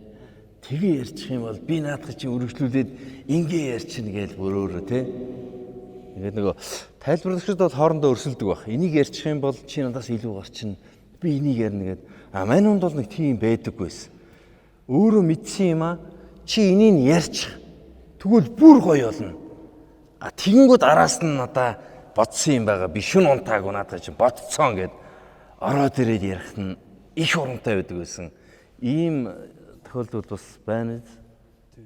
Би болж байхдаа 2015 онд анх танилцчихсан. Тэгээд яг тухайн үед бол би дөнгөж их сургуулаа төгссөн. Дөнгөж төгссөн оюутан. Тэгээд Монголын лигийн тоглолтуудыг статистикийн сайн дураараа хөтэлдэг. Тэгээд болж байх яг тэгэхэд 15 онд энэ телевизээр Монголын лиг шууд амжуулагдаад тэгээ яг нөгөө дөрөв цингэл маань хэлсэн бэлгүүн ах хэлсэн нөгөө тоглогчдын талаараа ингээл яриад байдаг. Яг нэг тийм гоё часисэн статистик үлдээд исэн байхгүй. Тэгээд болж байх руу мессеж өчтдөг болоо, чат өчтдөг болоод тэгэл за Сэлэнг пресс клуб сүүлийн одоо талбай эзэн багаар тоглосон сүүлийн 3 тоглолтонд хожигдоогүй гэдээ явуулсан чинь тэрийг шууд тайлбарт дээр хэлээл ерөөсөө тэгснэ маргааш чи надтай холбоон дээр ирж уулз гэдэг. Маргааш нь яваад очисон чинь чамайг бэлгүүдээ гэдэг юм уу? Болд гэдэг юм уу гэж асуугаад. Тэгээ бэлгүүдээгээ хэлсэн чинь за ахтаа ч наа статистик мэдүүлэлүүд явуулаад байгаараа гэд хэлчихсэн. Тэгээ тэрнээс хойш 15 оны дээдлийг дуусгаад за би 16 17 онд ерөөсөө хөтлөж чадахгүй байжгаад за тэгээ сүүлд 18 7 онд SPS-д орсноос хойш ер нь болж байх маань нөгөө орос хэлтэй яг англи хэлээр шууд мэдээллүүдээ авчиж бас чадахгүй байгаад тэгээд за ийм энэ тоглолттой ч холбоотой яг ийм час хийсэн гоё юм байна гэд болж байхад бичээд өгнө эсвэл мессежээр явуулна. Ялангуяа сүүлийн жил гаруй хугацаанд бол болж байхад би өөрөө ярихаасаа илүүтэйгээр болж байхаар яриулсан нь хүнд илүү хүрнэ, хүнд илүү ойлгомжтой болно. За тэрийг тордоод би бол нэг модон юм явуулж байгаа. Тэр баг ингэсэн тэгсэн сүүлийн тэдэнд отон тэгсэн. Тэнгүүд болж байхад тэрийг өнгө бодгийг ялгаад хүнд ярихыг ойлгуулад засаад тэгээд үнэхээр гоё болгоод хэлээд өгч. Тий, одоо тухайн үнтэй нь өөрөө бүр ингээд цаавар уулзсан байдаг тий. Бараг ингээд урчин уулзаад наа чин хадам нь ийм бэлээ, тийм хүүхдтэй тэдэн онд ингэсэн гэ тэр мөрийн судалцсан. Би наадах чинь л ярина, тэр л хүнд хүрнэ гээл энийгээ сууж ийсэн. Тий. Тэгээд болж байхдаа ер нь тэр мэдээллүүдийг аль болох би өөрөө хэлэхгүйгээр бэлдээд өгөхийг зорддог байсан. Тэгээ бэлтчихэж байсан. Тэгээ сүүлд Спартак Москва Европа лигт ороод ирлээ. Мэдээж одоо телевизэд одоо өнөөдрийн гардаг шиг бас техникийн асуудлууд мэдээж гарна. Европа лигийн тоглолт Спартак Москваг нь би болж байгааг тайлбарлуулах хэсгийн 6 тоглолтын захиалцсан. Зургуулан дээр нь оруулна гэдэг. Эхний шөнө Спартак Москвагийн сигнал орж ирэхгүй. Тайлбарлалт нь оруулчмаар гэдэг. Тэгээ би цаашаа UEFA руу мэйл бичээд зөндөө утас зохиод ярьж жагаад тоглолт эхлэхээс 15 минутын өмнө сигнал янаад болж байгааг Спартакийн тайлбарт оруулж чадсан. Тэгээд тэрнээс хойшоо дахиад 5 4 5 ч тайлбарт орсон. Ямар ч байсан ах минь өөд болохоо минь ямар ч байсан хайртай бага. Тэгээд дээрээс нь дэмждэг Диего Армандо Марадонныхаа нэртэй цэнгэлдэхэд 2 удаа ялт байгуулад гараад ирэхийг тайлбарлаад маш сэтгэл өндөр гараад ирэхийг би өөрөө нүдэрээ харсандаа тэгээд тэр ус цохоод бүх зүйлийг болгож чадсандаа тэгээд тайлбарлах боломжийн яг тэр түүхэн мөчийг өөрөө тайлбарлах боломжийг олгож чадсандаа урьдчилсан тэр хичээл зүтгэлдээ өөртөө бас баярлж байна. Болж байхдаа бас тэр боломжийг олгосондоо бас баяртай байгаа. Тэгээд бид хоёр сүүлд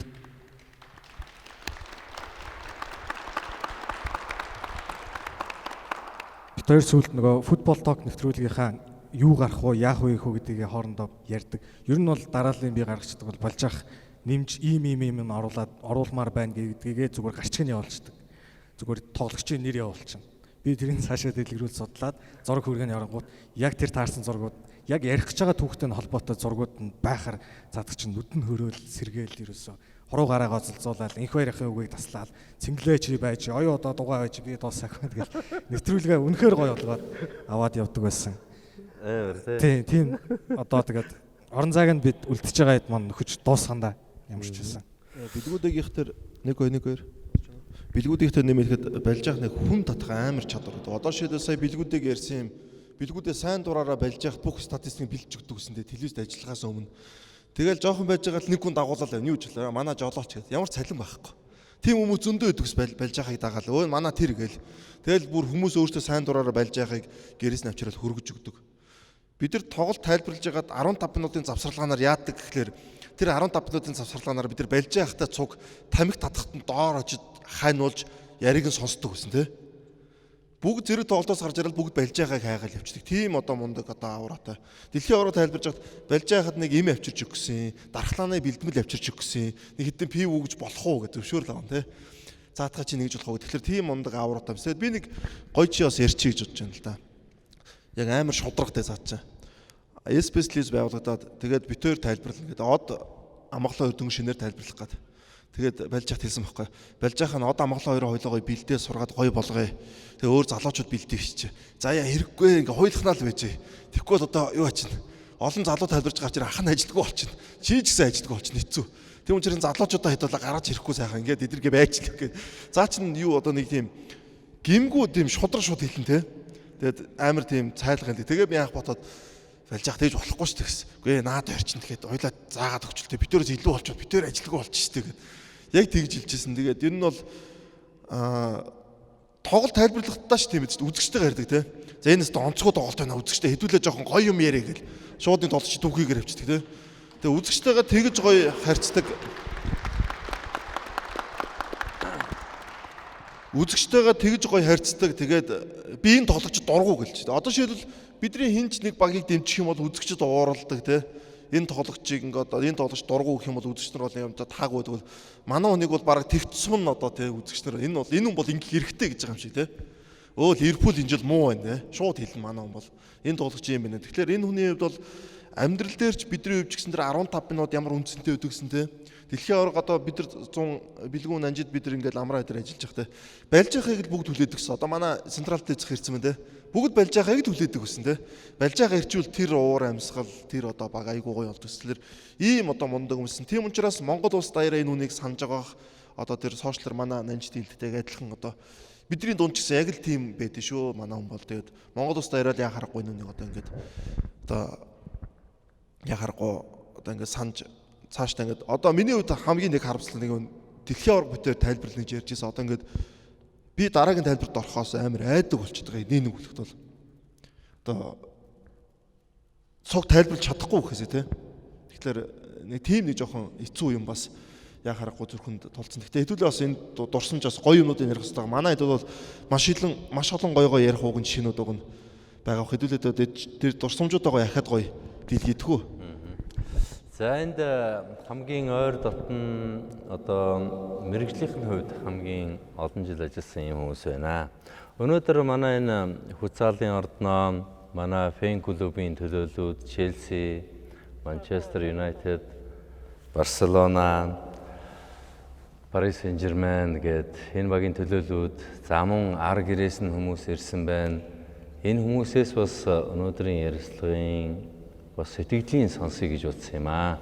Эхлээд ар гэрээс нь Ар Монголын алдар тайлбарлагч Эрдэнэтийн Балжины Максны өрсөн охноос энэ хүн ямар хүн байсан бэ? Ямар учраас аваараа бахархдаг байсан бэ гэдгийг би өөрөөс нь сонсмоор санагдаад байна.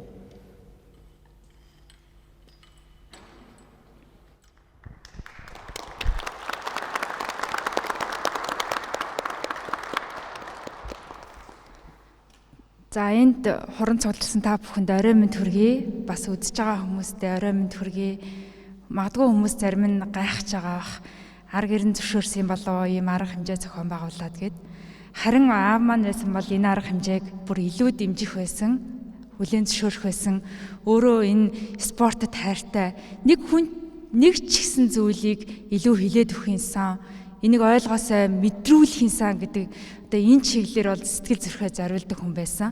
Ийм ч учраас одоо бид бүхэн бас энэ зөвхөн бидний уу гашуу биш Монголын маш олон одоо мянган залуучууд гашуудж байгаад бидний уу гашууг хуваалцж байгааг бас хүндэлж хүрэлцэн ирээд байна. Тэгэд яг энэ нэвтрүүлгийн уур амьсгалтай холбогдуулаад дурсахад мэдээж одоо маш олон зүйл одоо сэтгэлд бууж ийн олон зүйл хуваалцмаар байна. Эндээс бодож байгаа хамгийн одоо гэр бүлийнхаа төлөөлөд хэлэхэд хамгийн бодож байгаа зүйл ойрхон байгаа зүйл юм. Манайв яг жоохон хүүхэд шиг байсан. Тайлбар нь үнэхээр өөрт нь таалагдах юм бол өнгөрөөд одоо үүрээр ирсэн байсан ч гэсэн тэр хүмүүс гэрт нь унтж гинөө тэр ерөөсөө сонирн биш. Яг жоохон хүүхэд шиг али за босоод ир босцгоо сая өстө янзын тайлбарлаа.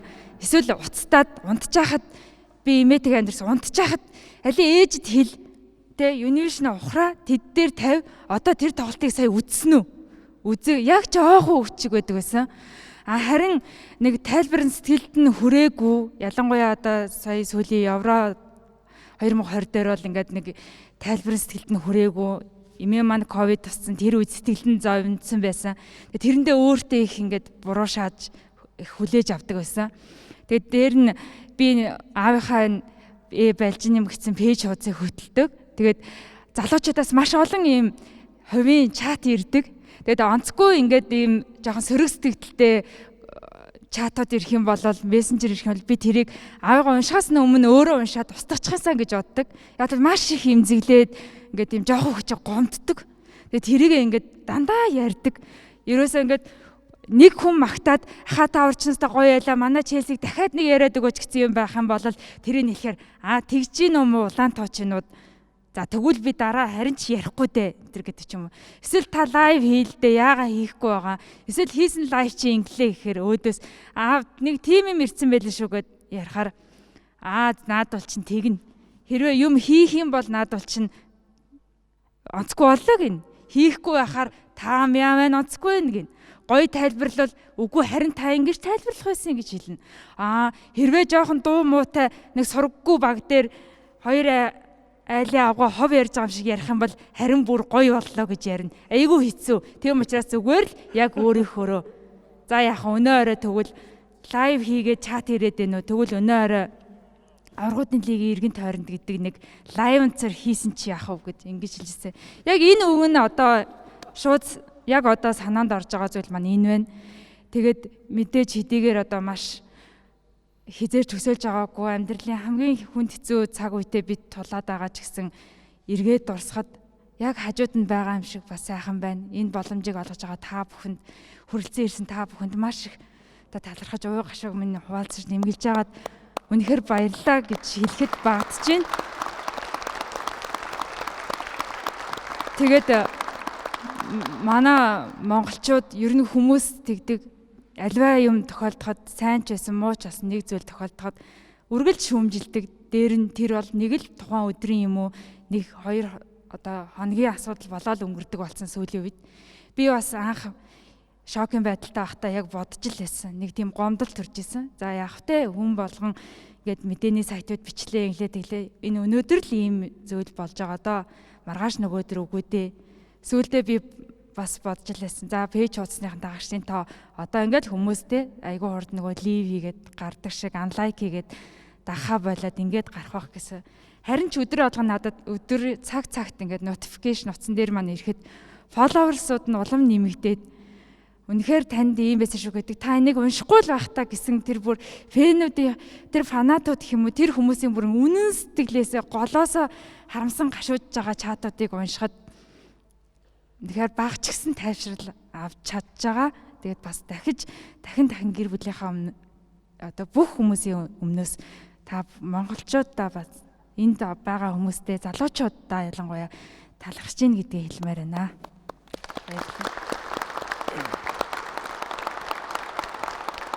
За энд манай ар гэрээс нь төлөөлөөд хүмүүс ирснээс гадна манай фэн клубийнхэн ирсэн байгаа. Би зөвхөн товчхон асуумаар байна. Хүм болгонд л мэдээж хэлэх ярих дурсамж зүйл олон байгаа бах. Тэгээд хизээдээ одоо Челсигийн фэн болчихвоо. Би энийг гайхт юм. Магадгүй Батцууртай яриад эсвэл Батцуур лобби моби хийгээд оруулсан юм уу? Энийг одоо өөрөө л ярих бах.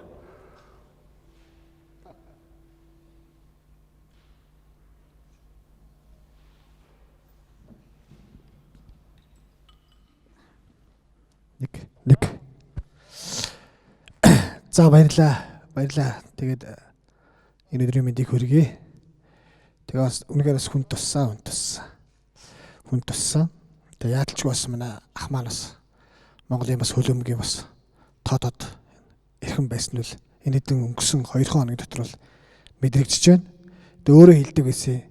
Намайг л хүмүүс хандахгүй. 7 муудын должин эмээгээс ахуулаад дорндын тал нутагт байгаа халах голын одоо 2 дугаар байгийн тийм малчин сайлчин тэр одоо юун дээрээс хотон дээрээс намайг мэднэ гэл дэгдэг байсан. Тэр нь үнэхээр мэдрэгдэж байна.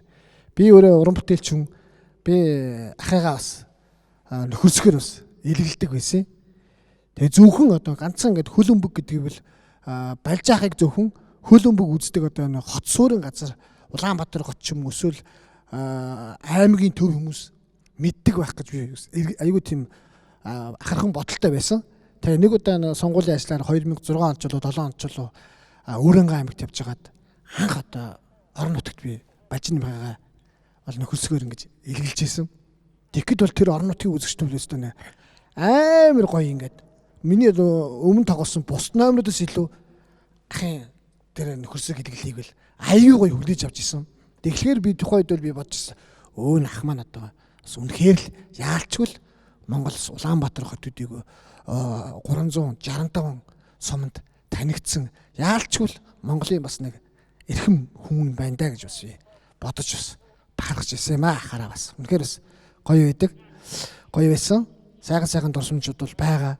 Атаа би байн холбогддог. Ялангуяа одоо Челси тоглохоос өмнө бол одоо байн холбогдож томоохон тоглолтууд юм бол байн холбогдож асуудаг байсан. Ер нь бол Ванга шиг шууд хилчдэг байсан.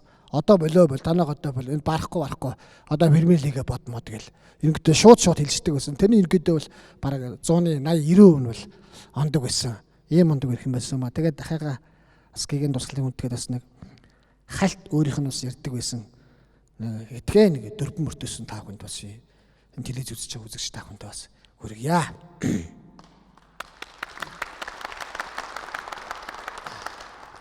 Ирэн сэрэнг мөнцөдөг өмсөн дэвж эртэ бүгчүүтэй хүч үзэж яваагүй ч уйдынгийн нөгөтөөгөн шорон далбай тоглож өвдөг хон хоёрон шалбалж авсан удаатай би хөлбөмбөгийн паната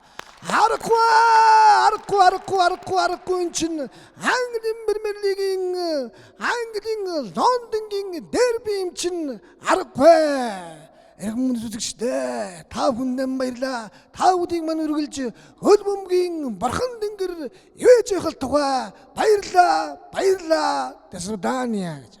За нэг иймэрхүү номероос үзүүлдэг гэсэн юм аа. Баярлаа. Маш их баярлаа. За манай бусад багийн фэн клубүүдийн төлөөлөл ирсэн тэгээд товчхон сэтгэлдээ бас илүү зүгээр юм болов. Энд өнөөдөр бид зөвхөн энэ эрхэм хүмүүнтэй хамтарч ажиллаж исэн хүмүүсээс гадна энэ хүн Монголын ард түмний хөлбөмбөг сонирхдаггүй хүмүүст хүртэл хөлбөмбөгийг ямар ойр дотн болтол нь ойлголт нь ярьж чаддаг тэр чадвараар нь бид бүхэн хүндэлж биширч домогшуулж байгаа гэдэг утгаар нь өнөөдөр энэ олон хүн цугласан гэж ойлгож байна. За тэгээд түрүүн Челсигийн маань төлөөлөл бацуур хэллээ. Манчестер, Парис Сен-Жермен, Реал, Ливерпул байсан. Эдгээр хүмүүс хэрвээ хүсвэл төлөөлөл нь гарч ирээд сэтгэлээ товчхон хэлүүл зүгээр юм болов гэж бодож байна. За Манчестер Юнайтед. За дараа нь аль багийнхуу бүгдээрээ цаг хэмнэх үүднээс Ливерпул.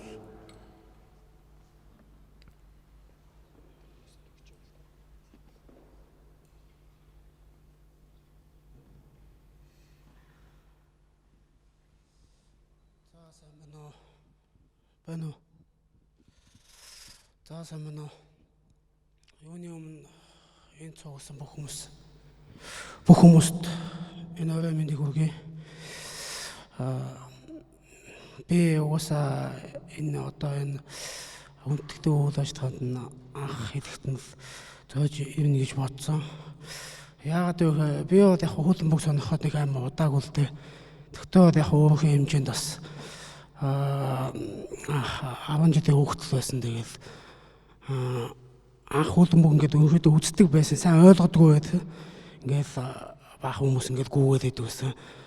Яг гоё гоолох мэдрэмж амар гоё идвэсэн. Дараагийнх нь хаалгач нь хаах мэдрэмжээс аяг гоё идвэсэн. Тэгээд тухайн үед ч отон гэсэн ойлгохгүй. Тэгээд яг ингээд хөлбөмбөгт орлуулсан шимтүүлсэн хүн бол яалчгүй болж байна мах. Тэгээд энэ үний яг хүн болгонд хэлж байна. Өөрөн гэсэн тийм онцлогтой одоо ингээд бацаах нь амраах нь ингээд энэ хүмүүсийн тайлбараас яалчгүй нэг ялгадаг өнгөстэй хүн болж намх байсан. Тэгээд хамгийн сайн ингээд хамгийн ойрын жишээ ингээд дуутахад хамгийн сүүлийн тайлбар нь ингээд манай багийн тайлбар байх жишээ нэ. Одоо ингээд яхад бас хэцүү байна л да. Рональдогийн 800 гол мод авах чахт ингээд өөрөө хийх гэж байгаа юм шиг ингээд тэр хүн ингээд байж ядаад ингээд сүүлд ингээд фэйсбүүк дээр тавьсан дээр яг ингээд хойноос нь ингээд нэг хүн лайв хийгээд тайлбарт яаж бодгийг тэрийг хүн болгон мэдэхгүй шүү дээ. Тэгээд би яг тэр фэйсбүүкээс авчаад энэ хүн үнэхээр л энэ спортод энэ хүнд бас бүх насаа ингээд зориулж исэн хүн мэдэж байна. Тэр нэг ганцхан минутын бичдэг байсан байх 2 минут тах жолоо. Тэгээд нэг Рональдод зөвхөн зориулсан шийдэмжлэн ингээд үнэхээр гайхалтай. Тэгээд бас жоохон тулгамдаад байна. Тэгээд энэ хүн бол яг хөө тэгээд Монголын ард түмний бүгднгийнх нь хайртай хүн байсан. Тэгээд одоо ингээд ахаад хайртай бэмэлтэгээ хайртай аврагуудын тэгээ тайлбарлахгүй гэхээ амар хэцүү байна. Тэгээд одоо үлдэж байгаа арга гэрт нь хамгийн сайхныг хүсье, найз зөвхт нь хамгийн сайхныг хүсье. Одоо бид бүгдийн дунд энэ хүний дурсамжил үлдлээ. Сайхан хөгжилтэй ярианууд нь сайхан тоглолтын тайлбарууданд үлдлээ. Ийм их бол байна да. За нийт хийсэн хүмүүстэй бүгдэнд нойрын дургийг тэгээд нийт монголчууд үнэхээр их гүнээ хэлж байна. Монголын Манчестер Юнайтедийн бас нийт пенүүдийг төлөөлөөд ингээд өөрөө үгэлээ. За баярлалаа.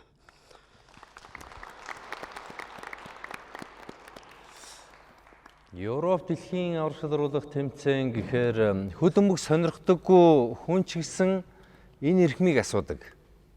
8 наснаас 80 нас хүртэл азай буурал хүртэл тэр танай нөгөө сөнг хоолойтой хэн билээ тэр тэгээд хилдэг гээд ухаанда цагаан сараар айлдраад сууж яхад хөлбөмбөгийн сэдв энэ эрхэм хүнээр эхэлдэг байсан.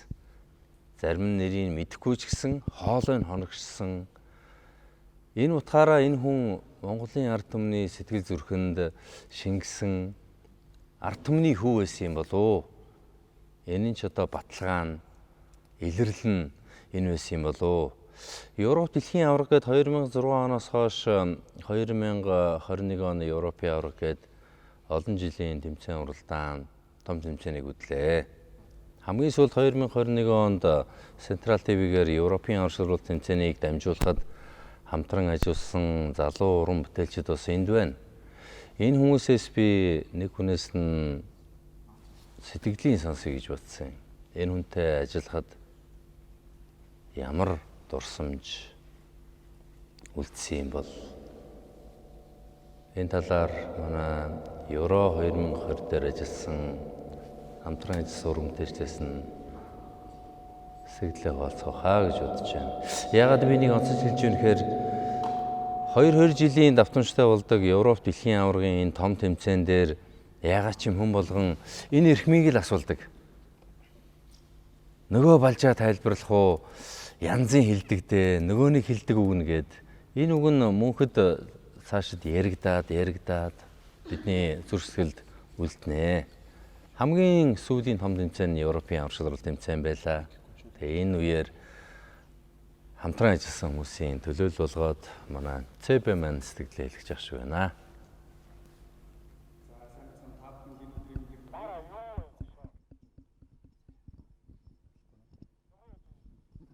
Нэг болж байгаа. Окей. За та бүхэнд энэ өдрийн мэндийг хүргэе.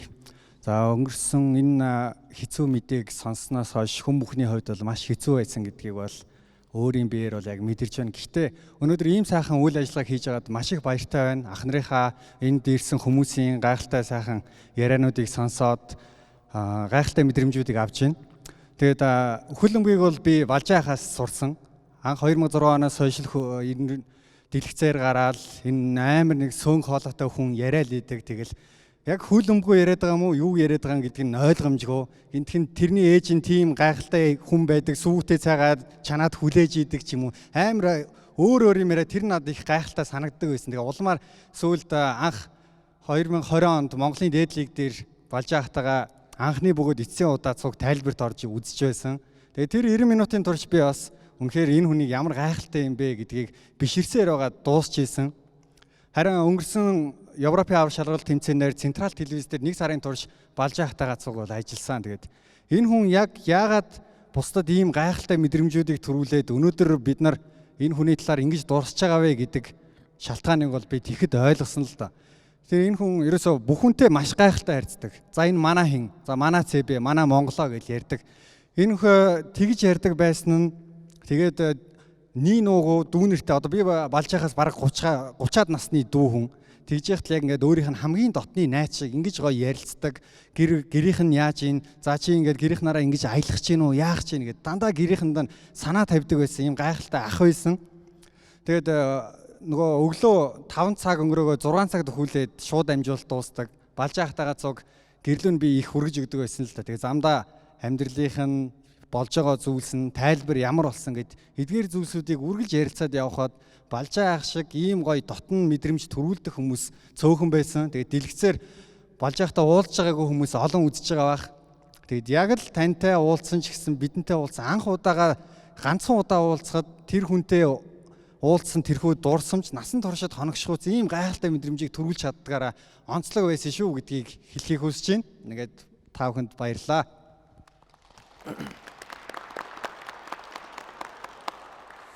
Энэ хүний тоглолтын шууд нэвтрүүлгээр юу тайлбарлаж, ямар үгийг ишрэл болгож, тэр нь ард түмэнд насан туршид нь хоногшуулсныг бид бүхэн мэднэ.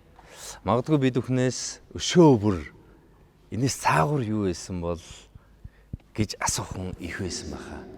Энэ талаар манай өнөөдрийн хиндэд зочид өөр сэтгэлээ хэлээд өнөөдрийн нэвтрүүлгээ жаргая юу гэж бодож байна. За 6 онд дэлхийн аварга тайлбарлачаад тухайд нэг өвөр Монголын нэг суугуудаа өвөр монголчууд Монгол телевиз үздэг, Монголын суугуудыг үздэг, хөл бөмбөг үздэг. Тэгээд манайхаас айгүй олон хятад тавьж байгаад энэ Ар Монголын алдар тайлбарлагч гэдэг нүүр монголчууд яриад их нэг ямар хүнийг хэлээд нэ гэдэг. Хөл өмг үздэггүй тэгээд яг тэнд амьдэрдэг янз янзын хүмүүс хэлээд нэг хүн байгаа гэд Балжаа гэдэг нэг хүн байгаа гэж. За тийм баха нэг сөнгө болоотой. Энэ өвөр Монголд амар алдартай юм байна ш. Тэгээд өвөр монголчууд Балжаагийн тэрнээс хойш Ар Монголын алдар тайлбарлагч гэж ярьдаг болсон тийм түүхтэй байдаг. Тэгээд дараа нь бүр өвөр Монголоос албан ёсны бүр санал ирж исэн. Одоо Монголын спортын тамирчдад хүртэл гаднаас санал ирэхэд юм амар биш үүдэж. Тэгэхэд тайлбарлагч хүнд өвөр Монголд ирж тайлбарлаач гэдэг тийм бүр албан ёсны бүр санал бүр ирээд би бүр Балжаахт хэлжсэн Балжаах тэгэн харахгүй ахын тэгдэм билээ. Өөрөөс нь урд очиод бас мэдчихсэн билээ шүү дээ. Тийм бас нэг аюу гой түүхүүд. Тэгэхээр энэ хүн бол зөвхөн Монголын биш те. Тэр урд одоо тэр SBS тэр Бүрээдээс хүртэл цахаа ирдэг гэсэн гэдэг, Туваагаас хүртэл цахаа ирдэг гэсэн гэдэг. Энэ одоо Монгол турхтнууд хүртэл ямар алдартай хүн байсан мэдэн шууд эндээс харагдах баг. Тэгэхээр ийм бол албан ёсны бас саналуудаас өвөр Монголоос бас Балжаахад ирж исэн түүхтэй шүү. Тэгээд цаадхны чи авьяас бол энэ дээр дундахгүй. Нэг шинэ жил дээр битээ нэг 18 онд аяллаа нэг юм их гээд Орос руу явна. Цаа чин Орос руу хөл өмгийн тоглолт байна. Тэгээд нэг шинэ жил дээр очиж байгууллагын шинэ жил дээр өстө юун дээр шинэ жилийг ерөөсө Балжаахын шинэ жил шиг болсон. Төсөө өдөр шиг болсон. Тэгээд би хэлсэн Балжаах. Та энэ UB comedy-д одоо яг ингээд comedy хэлс алах юм шүү гээд. Тэгээ маргааш нөө UB comedy-гийн Бата Ханаа хоёртой яриад нөгөө чи Балжаахынгүй шууд хүрээд ирж байгаа ч угаасаа. Угаасаа Балжаах яг энэ тохирох юм байна. Тэгэл ирээ шууд гэрээгээ байгуулаад Балжаах шууд юу яжсэн. UB comedy-гийн гишүүн болоод тэгэл айгу өндөр цалинт орж исэн тохоо тий. Айгу баярлал тэгэл. За дүүгээ ах нь одоо хоолнд оруулна. Одоо айгу өндөр цалинт чи миний менежер бол гэ. Тэгээд цаачин бол яг л тийм одоо юу чимдээ одоо тийм авьяас нь ундардаг тий.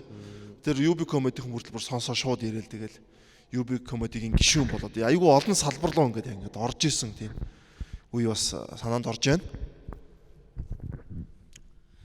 Түрүүн хин хэлчихв.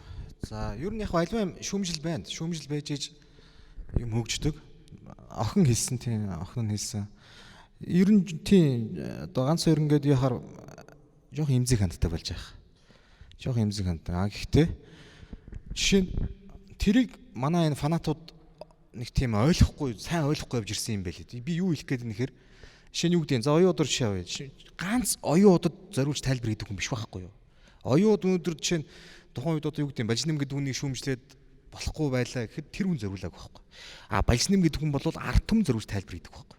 Балжнэм массын тайлбарлагч байсан, Балжнэм арт түмний тайлбарлагч байсан. Ахын шүүмжил хаанд байна. Тэр бол цөөнх юм байна. Гэхдээ яг зарим би ингээ бодож зарим юм дээр бас жоохон хит их туулширсан те. Хит их туулширдаг хүн өн рүү дайрж үржсэн ч гэдэг юм уу. Тиймэрхүү юм дээр бас ахын маань сэтгэлийг имзэглүүлдэг зүйл бас мэдээж байсан. Тэгээд над ингэж хэлж ирсэн. 2015 онд би нэг жудогийн гран при тайлбарлачаад тэгсэн чинь над руу залгадیں۔ Шижрээ наад гран при гэж тайлбар нэг л биш болчлоо одоо яасан бэ? Ээж нь гайгүй юу? Ар гэрийн амьдрал чинь яасан янз бүрийн өөр нэг асуудал байна уу гэд. Манай ээжийг асуудаг гэсэн. Би бас одоо манай Балжаахын ээжийг Бадамсран гоо одоо амьд байгаа шүү дээ. Би бас зөрүүлээд ахын ээжийг асуун битэр. Намайг нөгөө Балжнамтай өдөр нэвтрүүлгээрээ ах бас урж оролцуулж байсан. Битэр ярилцж хэл байсан. Тэгээд яг тэгж асууж ирсэн. Тэгж яхахтар мэдэрдэг. Энэ наадах чинь нэг л шижрээ наад тайлбарч 15 оны гран пригийн тайлбар чинь нэг л биш болчлоо шүү. Яач вэ гээд тэгж тийм яхахтар мэдрэмжтэй байсан хүн. Энэ бол тэгээд сая энэ оны 21 оны 6 сард Олимпийн өмнө жудогийн дэлхийн аваргыг BSPS дээр тайлбарлаад 7-8 хоног тасралтгүй өдөрт 10 хэдэн цагийн тайлбар яваал. Тэгээд хэддэг өдрөө нүлээд бас битэр буугаалал гарт тамхилал. Би тамхи татдаггүй. Татдаггүй юм чи ах тамхилал. Тэгээд шижрэн тайлбарлагч нарын жаргал зовлон жоохон артамд илүү сайн ойлгуулдаг л баймаар байна да гэж. Сайн мэдэхгүй байна. Шүний нойрог юу ч оролддог юм штэ гэж. Өдөр 1000 унтаад нэмэргүй байд юм да. Хүний амрах цаг биологийн цаг гэдэг бол те. Амрах цаг бол амархал цаг. Хүн тэгжиж бас эрүүл байх үндсүүдийн нэг нь энэ юм байна. Ах нь энийг жоохон сүүлд ойлголоо тийм. Манайх ч олон жил 15 жил тайлбарлагч хийхдээ дандаа шөнийн цагаар тайлбар хийж байгаа юм чинь. Энэ дээр жоохон ийм юм байд юм биш үү? Тайлбарлагчийн жаргал зовлон дээр жоохон ингээд байд юм байна гэд. Ийм хэлжсэн. Тэгэл одоо ах маань хэлжсэн. Чи одоо олимп болох чинь чи ямар шинэ үг гаргаж ирэх чинь гэл. Тэгэл яг 6 сард дэлхийн аварга Олимпиад ковид удмаас 1 жил хойшлол 7 сард Олимпик хэлсэн. Манай ахын би санд юм а. Хэдэн онд үлээ? Дүүгийнх нь нэг охин хүүхэд жудоогоор хичээллээд. Одоо тэр хүүхэд жудоогоор хичээлдэггүй үгүй юу? Нэг зураг байд юм да, тий? Тэр хүүтэй охин хэлж толгойд өгч байна. Тэр охиноо гэлд өссөн. Нэг чамаар тайлбарлуулах заяа байна уугүй. Тэр охин миний тэр хүүхэд дүүгийн охин дүүгийн хүүхдэд байна уугүй юу? Чи нэг шинжээрээ шижрээ гэл хөөх юм. Ах маань бас нэг тэгдэг байсан. Тэгэл олон одоо дурсамжууд байна да. Тэгээ бас нэг юм байд. Би саяхан нэг юм хэлж ирсэн. Би тэр их одоо ингээд бодсон чинь цаанд орчлоо. Яг өөрийгөө ах маань зүгэнс юм уу яасан. Хойчвийн тайлбарлагч нар жоохон санаа зовсон юм надад хэлж ирсэн бас. Юу гэхээр шижрээ одооны хүүхдүүд тийм нэг юмда чи бид нар шиг те хоббигоо бүр ингээд өвчин дом болгоод ингээд тууштай донтож чадахгүй байна. Зүгээр л нэг уцаа маажаал нэгээс нөгөөрөө нэг сонирхдаг юм нь олон болцсон. Тэгээд нэг тууштай донтож чадахгүй байна. Тэгэхээр энэ дараа үеийн тайлбарлагч нарт нэг тийм яг сэтгэл төрсэн тийм нэг аятайхан тайлбарлагч гарч ирэх болов да яах бол гэж санаа зовж ирсэн шүү. Яг тууштай донтсон юм байна. Бүх тийм сэтгэл зүрхээ зориулаад те. Одоо жишээ нь ах бол өөрөө тийм харизматай, мундаг харизмтай тайлбарлагч байсан шүү дээ. Байгалийн авьяастай. Одоо зүүрлийн тал дээр бол ахтаа бол ярих юм байхгүй шүү дээ. Маш гоё зүүрлэж хэлдэг, маш гоё энгийн үгээр ойлгуулдаг, маш гоё итгээдээр хэлдэг, игзэгтэй агшинд маш эвгүй хэлдэг те. Одоо ийм том орнд яг тэр зүүрлийн тал дээр бол бидний хувьд бол бидний комментаторууд бол хинч болж байгаа хэмжээнд хүрэхгүй байхгүй. Тийм зүүрлэл нар түмнийг тэр чигээрэн татдаг байсан. Тэ? Тоглолтын эхлэлийг маш гоё хийдэг, төгсгөлийг маш гоё хийдэг, өрнөл дээр одоо тухайн тоглолтын дээр одоо тайлбарлагч нар уусаад бэлдэн штэ. Бэлдэж орно. Тухайн тоглолтын дээр ямар тоглогчийг онцолж ярих уу те, ямар түүх ярих уу, хэддэх минут нь 1-р үеийн аль хавцаа юу ярих уу, 2-р үеийн аль хавцаа юу ярих уу, төгсгөл дээр яах вэ? Энэ багийн холбоотой түүх юу лээ те, сонь хүмүүсийн мэдхгүй байгаа сонь түүх юу лээ. Тэрийг маш гоё тоглолтынхон чимиг болгож өгч ярьдаг байсан. Тэрийг бол маш гоё мэдэрдэг, маягийн мэдэрдэг. Тэрэндээ их маш сайн бэлддэг байсан. Ер нь тайлбарлагч юм бол зүгээр нэг ингэж юу гэдэг би олимпийн үерш би хэлжсэн ангааж явж байгаад нэг за маргааш тэмцээнтэй юм бэлээ за маргааш тоглолттой юм бэлээ гэж ангааж явж байгаад тайлбарт ордгүй л байхгүй юу. Одоо үзэгч нь ч өөрөө тийг шаарддаг болсон. Яг бэлдэж хийж бэлтгэлээ хийж хийж тайлбарлага ордог.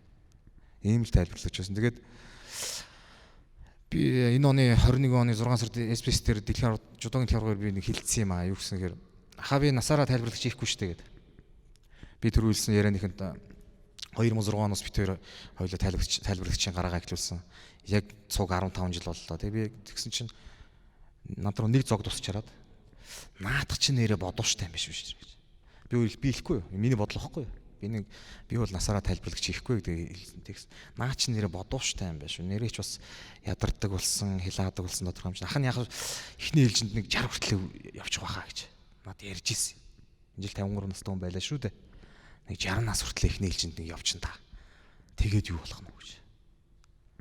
Тийм ах надад бол бас хэлж байлаа. Би тэр одоо тэгэл ТV-ст байгаасаа 2008 онд анх танилцсанаас хойш 4 жил л бас буугаалж ярьж миний одоо яг зорж сонсдог те. Одоо Балжаах бол уур амьсгалыг гоё болгодог хүн шүү дээ.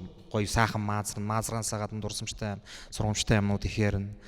Яг миний би Балжаахаас юуг нь би яриулах уу? Жирийн ингийн үед шүү дээ. Зүгээр жирийн ингийн үедээ ажлын байран дээр нэг ингээл нэг бас нэг буугаалдаг та. Нэг аяг цай угаад ингээд тамхилаад ч юм уу. Юуг нь яриулах уу? Би энэ хүнээс юу сонсох уу? Юуг авах уу? Ямар юм энэ хүн ярих нь? Энэ хүн сонин үнцгтэн шүү дээ. Маш гоё итгээд бас яриатай. Жирийн үедээ ч гэсэн угаасаа багш хүн учраас тэр юм чинь. Тийм байсан тэр хүн. Тийм л нэгэн гайхамшигтай дахин давтагдчихгүй тайлбарлагч одоо ах маань явчлаа да тэгт. Яг гоо түрүүн бас хэллээ. Одоо заяа хэлсэн тийм. 22 оны Катар төлөвлөмгийн дэлхийн аварга шоу тэмцээн зөгцсөн байна, ойртсон байна. 22 оны дэлхийн аварга шоу тэмцээний үеэр хүссэн үсээгөө Монголын ард түмэн Балжинмиг иргэнд орсон. Балжинм гэдэг хүнийг. Энэ хүний орон зай хойдонгийн дэлхийн аваргаар хүссэн үсээгөө өгүүлэгдэнэ. Тэгэхээр яг би энэ найзууд байна, хөлн дүүнер байна, тайлбарлагч дүүнертэй маш сайн бэлдээрээ дэлхийн аваргада тултал бэлдээрээ ахыхаа орон зайг гүйцэд нүгч чадахгүй нь ойлгомжтой. Гэхдээ нэг төхүүлээрэ гэж хэлээ. Төхөж аваачаараа тултал бэлдэж үзэн шүү гэж би тийм л юм би одоо хэлэх байна да. Зарим хүмүүс ингээд гайхаад сайн мэдгүй хүмүүс нь асуугаад байдаг л да. Энэ балжины муу яагаад найгаад яагаад унах гад ингээд яваад ингээд хөл муу хүн байсан. Тэгээд хажууд байгаа хамгийн итгэж найддаг тэр хүндээ өөрийнхөө одоо түшиг болгож, таяг болгож итгэж найдаж тэгж явдаг байсан. Сүүлийн жилүүдэд би тэр хажууд нь яг тэр таяг нь болж нөхөр нь байж хамт байсан хүнийг нанжтаар ингээд хардаг байлаа. Ах маань одоо өөртөө чинь одоо ярил зөндөөл юм байгаа. Одоо бид нар ингээд олуулаа сууж байгаа, бүх сэтгэлээ хэлж байгаа учраас тавчхон ахыгаа хамгийн гайхамшигтай тод сонин тэр үзэгдэл зүйлийн дурсан гэвэл манай нанжид маань их зүйл хэлэх байхаа гэж бодож байна. За түрүү нэвтрүүлэг эхлэх юм хэдүүл бас ярьсан те. Бас өшгөний ардах юм ярил бас сонирхолтой гэж. За би бас энэ хэдэн зүйл хэлье гэж бодож байна. За манай Заяа Шижрэгс хоёр найз маань байгаа. Тэгэхэд sorry гэж яагаад ярэ. Юу яасан юм аа? Би нэг 2006 онд оюутан бахта дөнгөж оюутан болоод ТV5 телевиз чинь бас нөгөө дэлхийн аврал шалралт тэмцээнд дамжуулсан шүү дээ. Тэнт хэдэн тоглолт тайлбарлалчаад тэгээд би орхисон байсан. Тэгсэн чинь 2010 онд ТV9 телевиз дэлхийн аврал шалралт тэмцээний тойм гарах болоо Шижрээ маань намайг дуудаад битээр ингээ хослоод тойм бол тайлбарсан байгаа. За тэгээ 2012 онд Европын арга шалруулах тэмцээнийг ТV9 телевиз аваад яг Гардан зохион байгуулсан нь манай Шижрээ байсан. Тэгээ Балжаах битээр 31 тоглолтыг бол хамт тайлбарлаж одоо ингээд яг хосолж эхэлж исэн. За тэр үед бол манай Шижрээ надаа яг тийм нууцхан нэг 2 үүрэг өгчээсэн байхгүй. За миний найз чиний үүрэг бол ерөөсөө 2. Энэ юу вэ гэхээр нэгдүгээр чи дасгалжуулагч талаасаа арай өөр өнцгөөс хүлэмбэг тайлбарлаарай. Хоёрдугаар чиний үүрэг бол Балжаах хитрхийх яриад энэ Балжаахыг хазаарлах шүү гэж надад хэлчихсэн. Одоо нэг ах маань яг нөгөө ТV-с телевизэд байсан нөгөө Оросын телевизээр явдаг комментаторыг давах гэж их өндөр тооноор ярьдаг байсан те.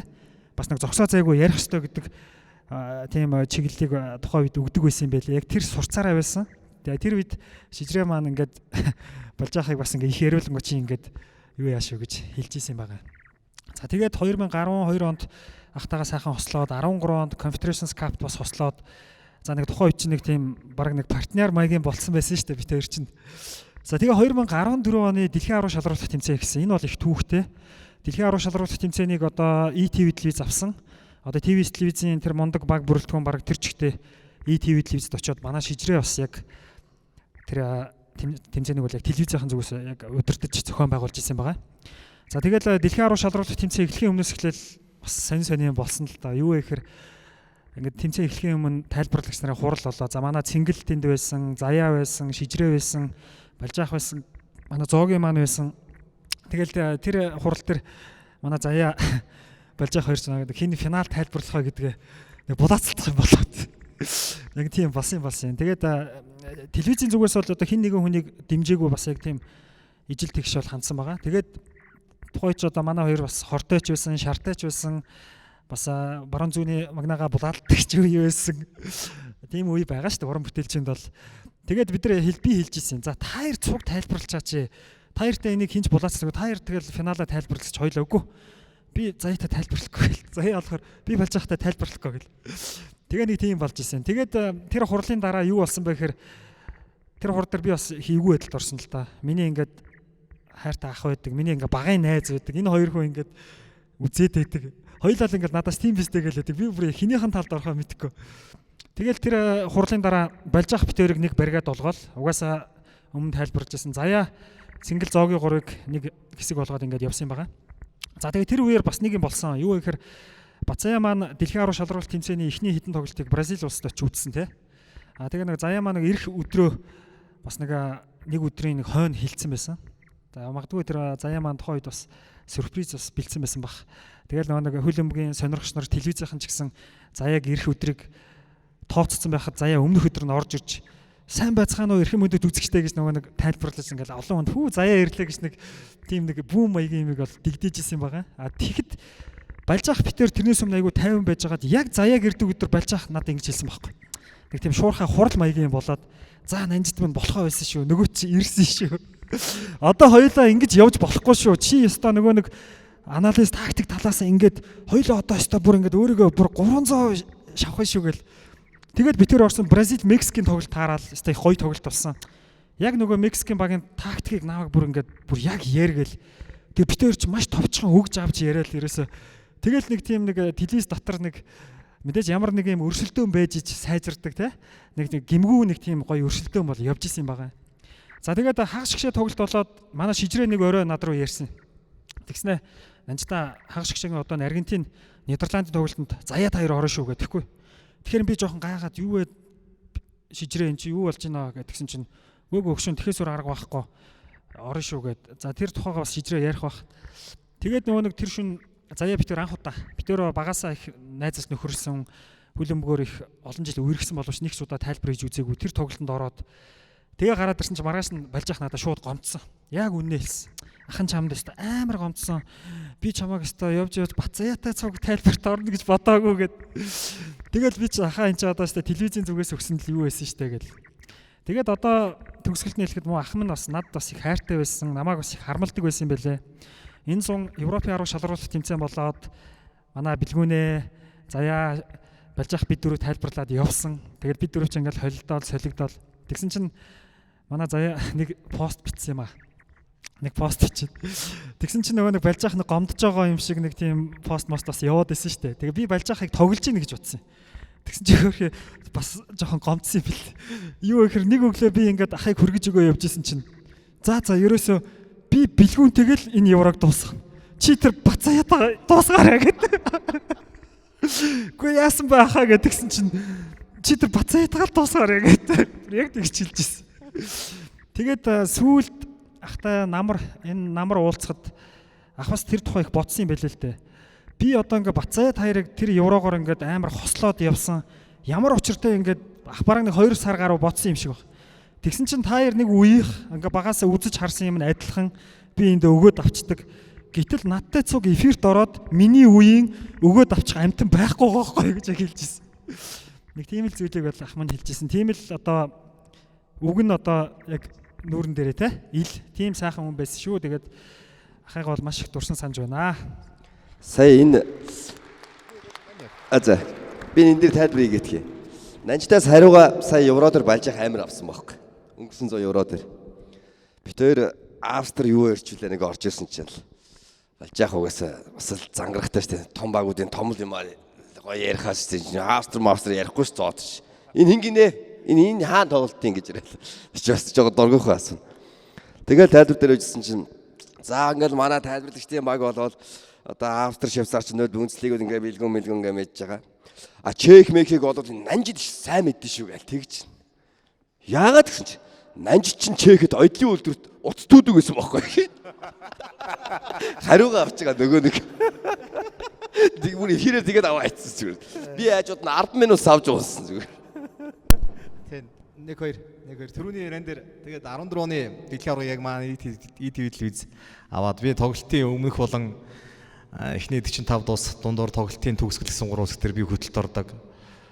Тэгээд зочдтой ураад ярилцдаг юм байла. Тэгээ 14 оны дэлхийн аврагыг финалыг Балжаах маань тайлбарласан. Та бүхэн мэдж байгаа бах. Тэн дээр одоо эцсийн байдлаар ярилцаж шийдээд за Балжаахаараа 14 оны финалыг тайлбарлуулъя гэдэг. Тэр 2006-аас 6 оноос 2010 оны хооронд Оросын телевизээс суулдаг. Оросын телевизээс Оросын тайлбартай. Тэгээ нөгөө манай хүн чинь эхний жил чи ганцаараа тайлбарладаг. Тэгэхээр нөгөө хүсвүс Орос тайлбараа дарж нөгөө ярьдаг. Тэгээд 12 евро дээр те. Тэгээ би хэлжсэн. Гарцаагүй би Балжаахт хэлсэн. Ахаа. Энэ бол талбайдаар 22 л байдаг. Багийн спортоо. Дэлхийн шиг нь бас хосоороо тайлбарладаг аа. Хүнтэй тайлбарлаж сураа. Зөгцөж сураа. тохирж орж сураа. Гарцаагүй бэлдээд тэр үнтэйгээ юу яаж өгөлцөж агуулцах уу тэгж бэлдээд ороо. Тэгээд наад нанжтайгаа учраа одоо зөгцөөд яваа гэсэн. Тэгэл одоо дуртаач бай дургууч бай заал гэсэн. Тэгэл ер нь ч тэгээд цаг хугацаанд харуулсан да. Тэгээд явандаа бол ах маань хажуудах тайлбарлагчтайгаа Балжаан юу Заяан байна уу, Нанжитан байна уу, Бэлгүн байна уу, Одон байна уу хамаагүй. Тэгээд яг зөгцөж орж тайлбарлаж ер нь сураад явсан. За би түрүү над бас ийм ярьж ирсэн юм а. Би сая түрүү мартцсан байна. Тайлбарлагчны тал дээр. Шижрээ юу яддаг штэ. Одоо Монголд ер нь спортын төрөл болгоны нэг ард том тэр чигээр мэддэг хэдэн тайлбарлагч байна гэж нэг. Одоо заяа сагсан дээр идэр ялч гэдэг юм уу те. За члөөчүүдээр чи байна да андаа тэрэ гээл. Одооны хүүхдүүдчтэй гээл тэг чинь ер нь бас одоо манай он чинь тэгтээ яг бас эрүүл зүйл юм байсан л да. Тэр яасан гэхээр хитгэн тэмцээн тайлбарлачаад хитгэн тоглолт тайлбарлачаад өөрийгөө тайлбарлагч гэж бодож болохгүй. За юу гэдэг аврагуудын одоо улирлаар наривал Премьер лигийн ганцхан улирал тайлбарлачаад аврагуудын лигийн ганцхан улирал тайлбарлачаад өөрийгөө нэг комментатор тайлбарлагч болчихлоо гэж бодохгүй. Олимп 4 жилийн үед болдог. Хөлбөмбөгийн дэлхийн авраг, Европ авраг 4 жилийн үед болдог те. 4 жилийг нэг циклж ярьдаг шүү дээ. Нэг мөчлөг их спортын. Нэг мөчлөгт буюу 4 жилд чанагдаж, нуглагдаж тайлбарлачаад болохгүйгээ үзчихэд те. Тэрний дараа 4 жил нэг 4-5 жил тайлбарлачаад тэгээд ард түмнэр дүнгээ тавилнаа. Хэр танигдсан. Ард түмд те. Хэр хүлээмж шөрөгдсөн. Хэр орон зайгаа эзэлсэн. Ингэж ч тэр ер нь жоохон дүр суун.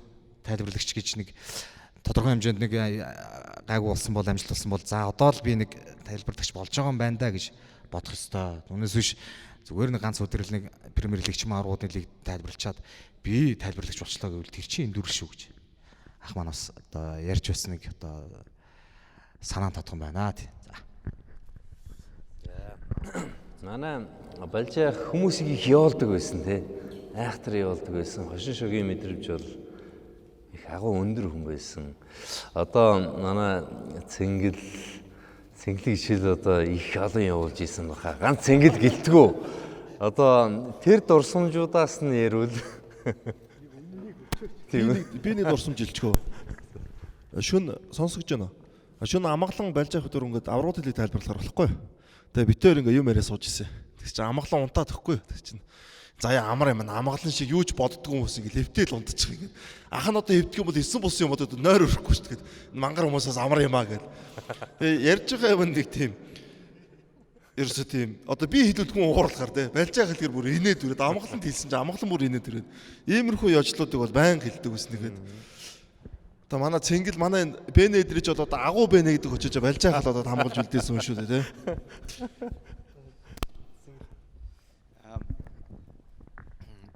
За мэдээч одоо Балжаа бол хошин шогийн маш өндөр мэдрэмжтэй хүн. Тэр нь ч тоглолтын тайлбар дээр бүх зүйл дээр л харагддаг л да. Тэгээд одоо бид нар сая бүгдээрээ л тойроо ярьлаа те. Яг ингээд тэр хорон зүгээр надаа нэг одоо өмнө бодогдоогүй юм юу гэх юм бол Балжаа хол угаасаа л яг эргэн тойрондоо байнга те аз жаргал түгээж явж идэх ийм хүн байсан юм байна. Яг ямар ч нөхцөлд хинтээч байсан үлтэй хамаарад тэр моментд бол Балжаах байнга л аз жаргалыг бусад инээд хөөр баярыг бусад өгж идэг ийм л хүн байсан ам байгаа юм. Тэгэхээр тэр том орон зай бол угаасаа байнга одоо өгүүлэгдэнэ. Гэхдээ яг хоо бүгдээрээ хамтаа нийлээд тэр том одоо аз жаргалын одоо орон зайг одоо нөхөйг одоо хичээх нь бол зүв байхаа гэж зүгээр бодогдож байна. Амраахын асуултанд одоо хариулах юм бол Балжаахын одоо тий одоо хошин шогийг тий одоо дапас юмд бол орлгүй л яг уу тий бишгүүдээ л орсон. Зүгээр тэрнээсээ гадна сүүлийн үед бол бит хоёр нийлээд хүмүүс явуулдаг болж эхэлсэн. Тий. За түрүүн ингээ Нанжит маань ярьсан те Балжаах хин Заяах хоёр хоорондоо нэг жоохон дөрсөлдөх маягийн ч юм уу те. Тэгээ тиймэрхүү үе ер нь бол яг байсан байх. Гэхдээ манай хоёр бол 2018 оны дэлхийн аваргын тэмцээний шигшээ тоглолтыг бол хамтаа тайлбарлсан. Одоо Хорват, Франц шиг багуудын тоглолтыг тэр бол үнэхээр гоё тайлбар болж ирсэн. Тэгэхээр бол угаасаа цаг хугацааны явцад Балжаах болвол яг шижраах хэлдгийг хэлж байгаагаар бол маш сайн хөгжсөн тэгээ ганцаараа тайлбарладаг болсоо зохицож сурсан. Тэгээ бусдыг хүлээн зөвшөөрж сурсан.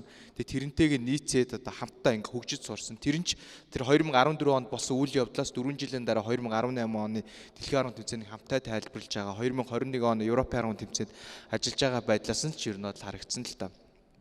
Тэгээд цааш нь үргэлжлүүлээ би зүгээр нэг л одоо зүйлийг тодруулаад хэлхийг хүсэж байна. Тэрний юу гэхээр болж байгаа бол маш тийм өндөр одоо мэдрэмжтэй хүн. Тэр мэдрэмж нь юун дээр гардаг гэхээр тоглолтын явцад явж байгаа моментуудыг алдалгүй яг тухайн цаг мөчт нь онж хилдэгт байгаад байгаа. Энэ бол маш ховор заяах авьяас тий дахиж төрөхөд бол маш эргэлзээтэй гэж хэлж болно. Тэгээд сүүлийн 2 жилийн хугацаанд сүүлийн 3 жилийн хугацаанд болж байгаа чинь нэг тийм хочтой болсон шүү дээ. Тэгээ өөрөө бидний өгсөн хоч ахлам. Ягаад тийм одоо хочийг өгсөн бэ гэхээр яг л одоо тий лам ховраг тий мэрэг төлөг тавьж байгаа юм шиг тоглолтын үйл явцыг бол алдалгүй маш сайн таадаг. Одоо нэг тоглолт эхлэх чахаа за наа тоглолт чи ер нь бол гол орохгүй дээ тий би яраг тайлбарлаад хэрэг байгаа мó 0-0-оор дууснаа гэдэг тий тэнгуут тухайн тоглолтыг тиймэрхүү дүр зургаар өндөрлөдөг. Тэгээд тухайн тоглолтод орохынхаа өмнө нас энэ тоглогч энэ тоглолтод гялалцаж магадгүй бэлддэг. Тэр тоглогч ч гялалцдаг тий. Тэгэхээр бол яг энэ тоглолтын явцыг тайлбарлах өндөр мэдрэмжтэйгээс гадна олон жил одоо хөл өмгөдсөн, олон жил хөл өмгөгт дурлсан, олон жил хөл өмгийг уншсан, олон жил хөл өмгийг тайлбарлсан хүний хувьд яг тоглолтыг ямар үр дүнгээр өндөрлөх, тухайн тоглолт ямар үйл явдлаар одоо тий тухайн тоглолт яаж одоо өрнөхийг бол маш сайн одоо мэдэрдэг болсон юмсан. Тэр нь ч сүүлийн хэдэн жил бол аягүй сайн ажиглагдчихсэн. Тэгээд болж байх маань бол дахиад товчлоод ингээл юм бол үргэлж тий эргэн тойрондоо баяр баясгалан аз жаргал сайн сайхныг түгээдэг хүн. Тэгээд маш өндөр мэдрэмжтэй хөлбөмбөгийн талаар бол маш өндөр түвшний одоо мэдлэгтэй байсан юм хүн байна да. Entertainment талаас нь энэ хүний зүгээр тарихгүй хүнтэй ч гэсэн ярьж хахад Балжиннимгой хаан байна нөгөө сөн колотой гэж асуудаг байхгүй юу. Хондоо цагаан сараар айлдороо сууж хахад нөгөө сөн колотой гэж энэ утгаараа Монголын ард түмэнд хөл өмг сонирхдаггүй хүнд ч гэсэн ичнээ танил болсон юм агуу хүн л те. Тэр талаас нь юу гэж боддیں۔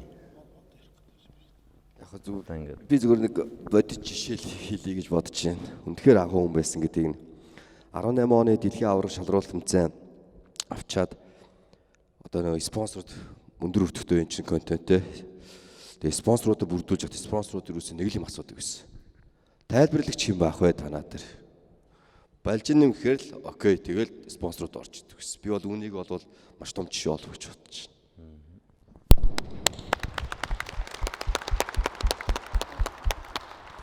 Хэдэн жилийн өмнө Балжихаас заахаа Премьер лигийн энэ тойргийн тоглолтууд юу яах болоо гэд би пост бичээд Балжихыг меншн дээр тавьсан чинь Балжихтай орно. Өнөөдрийн бүх тоглолтуудад 1-2 гол орч ч магадгүй, орохгүй ч байж магадгүй. Ингэж тэр яг тийм хоржонтой хөгжилтэй мааз тийм байсан Балжих маань. Тэгээд 18 оны дэлхийн аварга гэхээр нэг зүйл сая бас Заяах Балжих хоёрын бас хоёр одоо хөлбөмбөгийн 80 оргил хоёр тайлбарлагчийн өрсөлдөөний тухай бидэд ярьсан. Балжих маань яг ийм поло цамц өмсдөг. Би яг зинхэр полог айгүй сайн санаж байна. Тэгээд 18 он дэлхийн аварга яг ингээд босгоцыг дуу хайлал ороод ирлээ. Заахын нүд дэлхийн аварга бол дууслаа гэл. Тэгэхээр яав юу гэлсэн чи дэлхийн аварга дөнгөж хасагдах шний тоглолт явчихсан. Өнөөдөр Заяа бит хоёр Мишель Экспо ороод. Тэгсэн чи ахыг нэрээс явуулсангүй хүмүүс таниад ирсэн. Заяаг тэхгүй байлээ гэдэг чинь. Тэгэхээр ах маань өөрөө өнгөрч чаддаг хүн байсан. Чаддаг гэж байгааг учир нь өнгөрөө биш өнгөрч чаддаг гэдэг нь яг өөрийгөө мэдэрч тэрүүгээр өөрийгөө хурцлж тэрнээрээ бас өөртөө ачаа өгж улам өөрийгөө сайжруулж чаддаг тийм хүн байсан. 2 жилийн өмнө Челси Манчестер Юнайтед тоглолт 2-2-оор тэнцэхэд Балжих та ямар гоё тайлбарлаа гэсэн чинь доор нь ах нь энэ тоглолтыг тайлбарлах гэж дөрвөн шин юу гэж ярихаа бодож цурамч хийсэнгүү гэж хэлж ийсэн. Тэгэхээр энэ хүний бол гол нь тайлбарын артлын зөвлөл бол бас бэлтгэл байсан юм аа. Гэрт нь орох юм бол олон хайрцагт хийцсэн тэмдэглэлийн дэвтрүүд өнгөөр ялгцсан, нарийн бичсэн 80-аад оноос хойш бүх зүйлс тэмдэглэлийн дэвтрүүд байдаг. Тэгээ тэрийг харах юм бол энэ хүн яагаад энэ хүртэл энэ 15 6 жилийн турш огт байр суурь алдахгүй бүр өөрийгөө мөнхөлж дээр нь оргилд нь үлдээж байгаа вэ гэдгийг шалтгаан яг тэндээс харагдах. Тэгээ би өнөөдөр энэ пижак энэ өмдийг өмсч ирдэг нь 16 онд санаж бит хоёр аврагуудын лигийн шүгийн 16-гийн суглаан дээр хамт суугаад тэгээд яг энэтэйгээ суугаад би Балжаах дээр хамт суусан. Тэгэд Балжаах бүх суглаа эхлэхийн өмнө бүх учрааг нь яг зөв таагаад тэгээ яг тэрийг зөв таасан чи би бүр гайхаад эфирт тэгээ яг тэр дууссаны дараа Балжаах руу дуудлага ирээд за Монгол Улсын ерөнхийлөгч таныг одоо урьж гинэ гэсэн чи юу димид онгосоод байна гээ Балжаах хуцаа таслаад тэгсэн чин дахиад эргээ залгасан чин битгий залгаад байгаа чи одоо энэ хаанаас юу худлаа тоглоод гээ Балжаах ингэсэн чи өөдөөс нь за би Монгол Улсын ерөнхийлөгч цахиагийн элбэгдөрж байна гэдэгжсэн. Тэрийг бол Балжаах маань их ярьдаг. Тэгэхээр би яг тэрийг дурсаж энэ пижак өмд хоёрыг өмсчихсэн. Тэгэхээр Балжаах тухайн Монгол Улсын ерөнхийлөгч элбэгдөрж ингээд өргөдөөд тэгээ тэр одоо өндөр төвшөнд төрийн үнэлэл хүлээх үйсэн юм хүн байсныг нь бас нотлох нэг жижигхэн зүйл ч гэсэн бас тэр байсан юм болов уу гэж бодож байна. Тэгээ эцэст нь бас тайлбарлагчийн нууцаас хэлэхэд би бол одоо юм А4-ийн цаас барыг 2 хуудас бичээд ордог байсан. Балжаах маань л ийм жижигхэн юм дээр л бичдэг байсан. Тэгээ энэ бол Балжаахын яг өөрийнхөө гараар бичсэн юм 2 юм надад байгаа. Сая нөгөө бас өөрөө яг мэдрэмж өндөртэй гэж цэнгэл ярьж шүү дээ. Энэ дээр амгалан зориулж бичсэн. Бид нэр SPS-ийн шинэ жилээр л одоо биччихсэн. Тэгээ би энийг 6 жил хадгалж байгаа Балжаахаа бичсэн юм. Яг бичиж энийг өгөөд надаа ахын дүүнийг хадгалж яваарэ гэж хэлжсэн. Тэгээ би одоо яг 6 жил хадгалаад цаашдаа одоо энэ насад оостол Балжаахынхаа энийг яг ингээд гоё шинээр нь хадгалаа явах байсан гэж үсэж байна. Амгаланд гээд ингээд бичсэн байна л да. Ажлын SPS-ийн 2 одоо ажлын 2 охин амгалангийн тухай ярьж байна гинэ. Хөөе амгалан чинь амар олон гол оруулсан лигийн мэрэгэн бууч юм байна шүү дээ гэсэн чинь нөгөөх нь 11 метрээс оруулсан 16-гийн гаднаас оруулсан одоо нэг л гол оруулаагүй гэсэн нөгөөх нь ямар гэсэн чинь хүүхэд гэдгсэн чинь өө тэгвэл энэ муу чинь өөрөө ганц сайхан ганган гол оруулаагүй юм шүү дээ гэж одоо Балжаах маань биччихсэн байна. Тэгээ яг үүний дараа амгалан маань хүүтэй болсон байдیں۔ Тэгээд одоо бас дараагийн хүлээгээ сууж байгаа. Тэгэхээр Балжаахын маань энэ амны бэлэг ингээд бас ингэж биелжижээ гэж би бас одоо хараа сууж ин. Тэгээд эцэст нь бас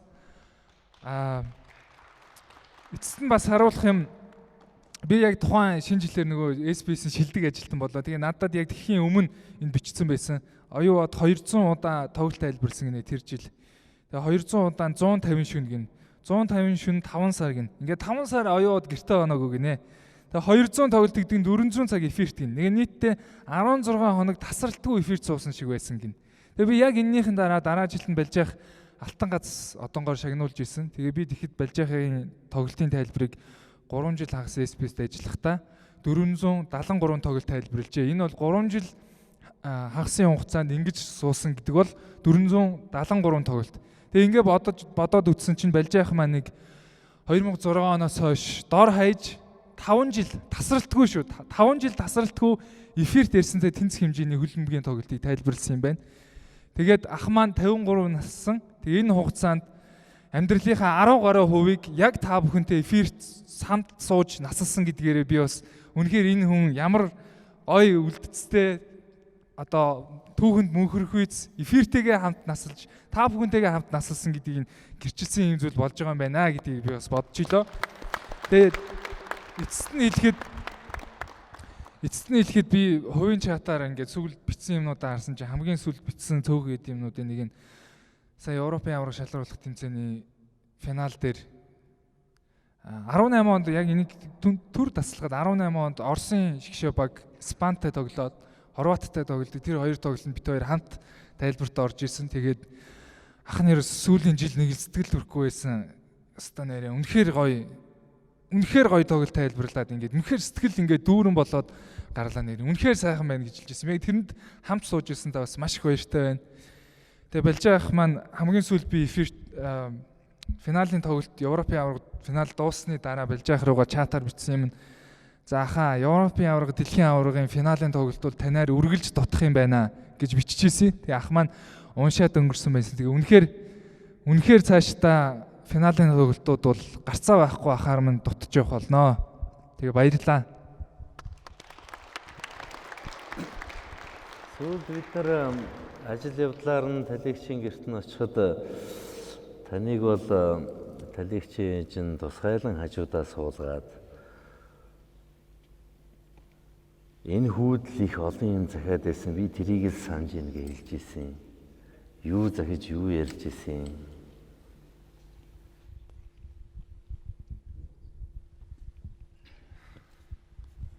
Болж авах бол бид бүгдийн аав, ах, найз шиг хүн байсан тий. Тэрнээс гадна багшийн мэрэгчлээ эзэж орхиог гэж боддог. Яагаад гэх юм бол биднэрт үргэлж яаж тайлбархийг зааж өгдөг байсан. Жишээ нь нэг үг хэлээл гараад ирэхэд чиний сая тэгж хэлжсэн чинь ингэж хэлвэл хүмүүст илүү хүрэх юм байна. Тэгээд дараа нь би яг тэргээр нь хэлэхэд наа ингээд би тайлбарладаг болоод удааг багт Facebook дээр магтаад бичсэн байсан л да намайг. Тэрийг хараад би болж ахт өөрт нь үзвэл тэхгүй яа гэх. Их өөрөө бахархсан байл та тэгээс.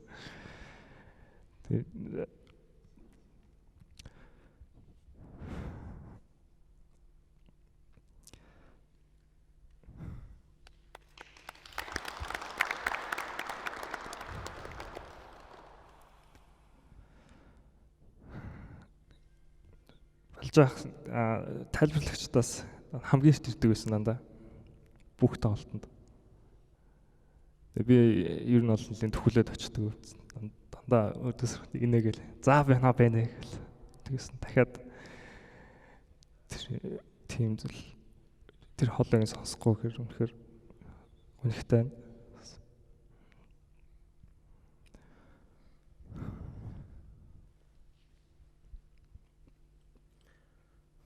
Манай билгүүдээ сүүлийн магадгүй сүүлчийн тоглолтын тэмцээний тойргийн ч юм уу тийм дурсамж байвал болж явах бол би сүүлд одоо сүүлийн 3 жилийн хугацаанд болж явахыг ер нь тайлбарлагч нар айл тайлбарт айл тоглолтод орох вэ гэдгийг хуваарийг гаргадаг болсон байсан. Тэгээд болж явах маань хизээш тоглолт голдгоо том байна уу, жижиг баг байна уу, бүх тоглолтод шөнө байна уу, хамгийн эрт тоглолт байна уу, бүгдэнд нь дор хаяж 2 цагийн өмнө ирдэг. Ирээд тайлбартаа бэлддэг. За энэ хүн чинь юу хүн блэ? Энд чи яхаараа энэ хоёр чи хоорондоо адилхан нэртэй байдгийг. Чи алив гяс суугаад наатаха атуу хоёр өнөө судлаах гээд. Бид хоёр нэг бас нэг хэд хэдэн доологч нарыг хамт суужгаад үеэл болохыг нотолж исэн. Ах トゥ нарын хүүхдүүд болохыг нотолж исэн. Ер нь бол тайлбартаа их сайн эрт бэлдэж ордог байсан. Ер нь тэгээд сүүлийнхээ тайлбарт одоо түрүүн бас Манчестер Юнайтед фэн хэлсэн. Манчестер Криштиано Роналдогийн 800 нэрдэх голыг яста өрхний осор шиг дэрвж байна гэж хэлээд яг сүүлийн тайлбар нь бол тэгээд бас дууслаа. Ер нь бол болж явах маань тайлбарлагч дүүнэртэй ер нь хамт ажиллаж байгаа залуучуудтай бол байнга бүх зүйлийг зөв бурууг нь ялгаж маш сайн хэлж өгдөг байсан. Тэгээд тэр захиаснуудын одоо дараагийн SBS-д орж ирэх за бусад телевизүүдэд ажиллах тайлбарлагч нар ер нь спортын тайлбар хийх залуучуудаа болж явах маань ингэж захидаг байсан шүү гэдгийг ах нар маань бид нар ч гэсэн цаашаа дараа нь тайлбарлагч болох залуустаа өвлүүлж үлдээх нь өөрөө бидний одоо үүрэг болоод хувирч гэнэ гэж ойлгож байна. Тэгээд маш том орон зай тэгээд маш том даалгаврыг бидэнд бас үлдээгээд явбудаа гэж бас одоо энэ суухтаа бодоод сууж байна да. Энэ сууж байгаа өнөөдрийн төрөлд оролцсон хамгийн ойр дотн он удаан жил ажилласан энэ хүмүүс маш олон үүрэг даалгавар захиасыг цааш нь хэрэгжүүлэхээр ажиллана гэдэгт би хувьсаа итгэдэг байна. Энэ хүн юугаараа гайхамшигтай гэвэл Монгол хүнд хөлөмбөг спортыг ойлгодоггүй хүнд ч гэсэн хөлөмбөгийг хамгийн ойроор Монгол ахуйтай нийцүүлэн тайлбарлаж чадаж байсан энэ авьяас бол хизээш дахин давтагдчихгүй гэж би хувьдаа бодож байна. Буруу хэлээгүй хаа гэж бодож байна. Энэ үгээр өнөөдрийн нэвтрүүлгээ жаргаж байна. Үүнээс гайхамшигтай зүйл гэж юу аах вэ? Хөлөмбөгийн бурхан тэнгэр ахыг маань ивэх болтугай. Ингээд өнөөдөр нэвтрүүлгээ хамт байсан та бүхэндээ баярлалаа.